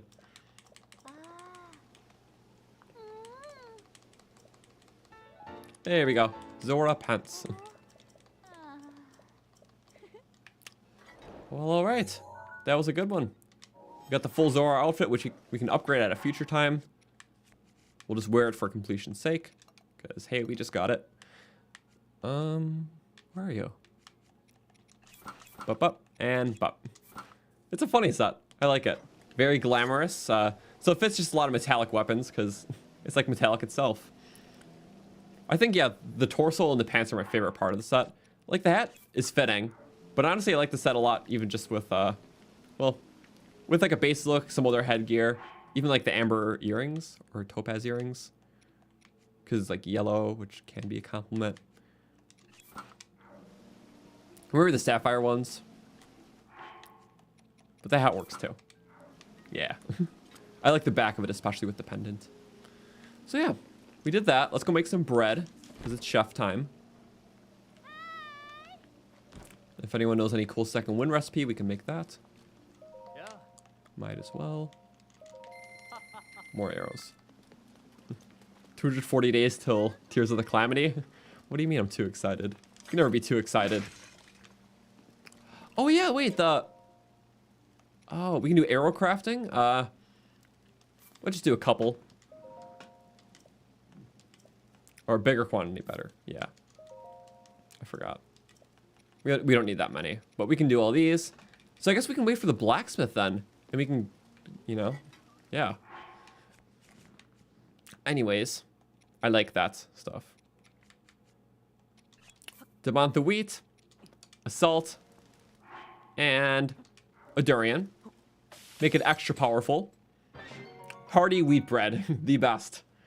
It's hearty and it's wheat. The best of both worlds. We'll just do that one more time. I know this is the best part. Where are you, Durian? Go, bread, go. Go, bread, go. Yes! 4 temporary hearts. Durians really help with that. They really bring out the nice, rich flavors of the wheat and salt and bread. It's scrumptious. We love it. OP bread. Okay, let's wait till... I probably should have done noon. Because after being every Divine Beast, there is a blacksmith that second one adds. So we're going to check out that. I think it has to be like midday, though.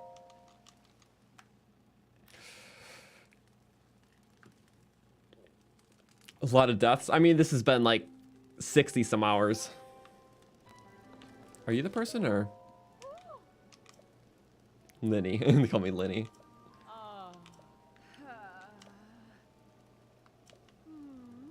Bank of Wishes. Okay. How do we get the blacksmith? Is it not a... I forgot. Who's the person we repair it to? I thought they were there. But they're not there. Or maybe it's this person. Or this is the in person. Other side near the Goron. So I'm wrong. Okay. Also, what are you? Weird face. We're skimming this, I'm sorry. Frogging. Needs 10 frogs. Oh, we got like, wait, 5 frogs. We got like all of that one just going to Zoro's domain. There was just like one huge pocket of frogs. Oh, we can do these little side quests. Little fetch quests. 1, 2, 3, 4, 5. I think my favorite's when you don't have enough of the objective, you try bring it to them, and they like purposely count out every single one until you don't have it. And they're like, hey, this isn't 5, or this isn't 10. You only get an armor, and it's such a dumb reward, purposefully. Frog catching. Here, right? Oh wait, no. General store. Okay. This person, never mind. It wasn't the anvil. So let's check out the shop. Maybe there isn't one implemented yet? Okay. Because usually it's the repair person we can check out the blacksmith shop. In case I'm wrong, we can always figure it out next stream and then come back. Okay, let's go. We still have the castle at some point. We only got the Hylian shield left. Yeah, we can do the big Hyrule Knights quest next, and then Champions Bell at some point. Let's finish off by checking out that sealed bow. All right. I'm very excited for the new game. Sorry. Is it lagging? Did it just lag skip? My stream health says healthy. What's going on here? Don't lie to me. Be honest.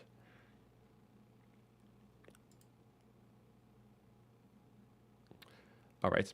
Thank you guys for, over 750 likes. We're pretty close to 800, which we'll probably hit by the end of the night. So thank you. No, it's been fun. It's been a good time. So just thanks for being here and just being able to talk about the game and just, experience more of this. You can find out little cool new things was awesome. So yeah, thank you. It was really fun. And yeah, in terms of just other streams, obviously every Wednesday we'll keep doing more of this, but not this upcoming weekend, but next weekend we should be recording another challenge run on Twitch. So that'll be really fun if you want to be there. Those streams will be earlier too, about like noon Eastern instead of 6, like we do these. And then yeah, this Tears of the Kingdom video will be tomorrow. All right, let's do this last thing. King, let's get this bow. All right. There we go, sealing bow. We've waited so long. 40 damage, 3 silver, 1 iron, and 1 star fragment, which is what we needed the entire time, but we got it last stream. So, I need space, of course. We can drop the Lionel bow. Okay, he gives you a fairy if you don't have one. It's very cool. Actually, screw it. Drop the Lizzle. Crafting. And let's just go for it. Sealing bow. Boom bap. A fine weapon fits a fine warrior. Wield it proudly in battle. All right. Well, let's see that. Pop it out. There we go. Sealing bow. Bow strength with the sealing power. This bow harmonizes with the light and enables the user to efficiently wield its power. Okay. So it's going to fire like the... Oh, it uses light arrow. So it's probably like a straight firing bow. Like the bow of light. It is. Okay. 50 durability, 40 damage. That's really good. Oh, gotta test it out in a nice Boko camp. All right, Bokoblins. Bye-bye. Oh, it does have drop. Okay. So it doesn't have arrows, but it does have drop.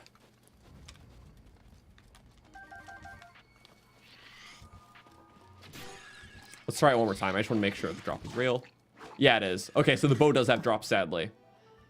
But it still has decent damage and looks cool. Hi, arrow. Oh, wow. Okay, it's not like the other ones. That's fair. He throws the shield away, or at least he was trying to. Not this time, Boko. Oh, bye-bye. I'm just using a fire sword for the... just fun of it. Oop. Boko guts, we'll take that. There we go. Full looting first. And then for this guy, take that loot. Oh, he shot right through the tower. Not good. Okay, so it's just a fun weapon, but I need it for a quest. which we can do next stream. Let's go with that, and yeah. Last one. All right, for the finisher, last guy right here. Plop him with that. Hit him with the Storm Cleaver. Yeah, it's a big wind gust. And also has like the Quark Leaf blow too. Very neat. But yeah, we need to drain this Testament a bit. Yes, extra shock damage. Hit him in a wall. I would get a spin to win, but I don't have a weapon like that. Or not one that I want to use. I want to keep that one. Here, big storm. And then boomerang wax. Oh, the hill is not helpful for that. Don't take my boomerang, please. He's trying to, I think. Yep. You know, let's give him a spin with this. Just stun lock him. He can't do crap. Oh, what? We were not hitting good ground. Okay, bye-bye.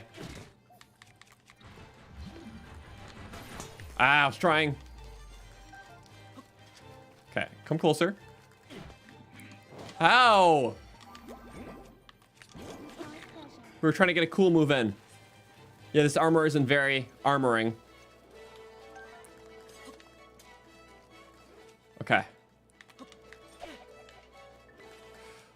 Come on. I need to do the cool. Let's go with that. And then boomerang hit. It hit the platform, didn't it? Why? Okay, let's do it again. There we go. And then pick it up.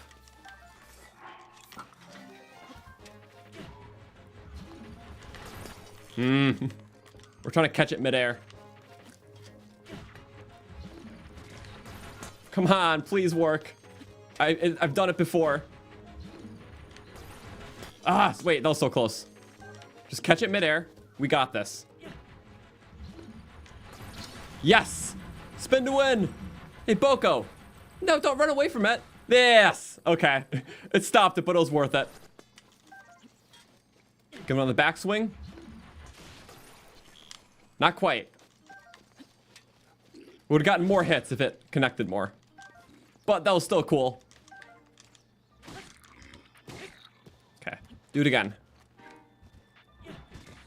Yeah, it's not, this is the bad terrain, but at least we pulled it off, so. Who's complaining? Not me. You burn alive. Lionel sword hits. And boomerang revenge? Sure. After a ceiling bow hit. Boop. So close, and goodbye, Boko.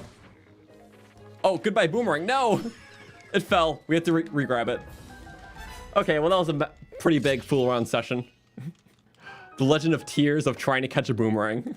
Hey, at least it worked once. It's harder than it looks, I promise. Okay. Well, there we go. Boomerang back. I don't... Wait, we can see if the spear in the chest is long throw throwing spear. Because it does have a 1 in 3 chance of being that. Mine with the Testament. Yep, we're doing a great thing right here. There we go, 2, and the final one. And hey, Insufferable Anarchist, thank you so much for the 5. Hey, you were wondering what I used to emulate the game? You're planning on trying out second one yourself. Awesome. We use Simu emulator, so. And the rest of the details I'm sure you can find, because I can't explain specific, you know, emulation things in terms of like ROMs and whatnot. But yeah, Simu emulator, and there's tutorials on how to set it up online. So yeah, thank you so much. I appreciate it, and yeah, have fun with the mod when you get it tried out. All right, last thing though. We'll do more second win next week. But gotta see what's in the crates. This could be a long throw throwing spear. If it's not, we'll just call it as that. Quick save, and can't wait to play along with me. Thank you. Ah, not durability up. We need long throw. Long throw throwing spear only. One more try, and then we'll just bounce and come back to it. But yeah, guess I can just wrap it up because we're wrapping up this stream. It was an awesome discussion. Thanks for being here, and yeah, we'll have more time to talk about the game in the future. very excited for the sequel. Is it? Nah. It's like we could be here all day reloading the chest, so we're not going to worry about it. So we'll reload the save after the stream. But thank you so much. We'll continue next Wednesday at 6 Eastern time.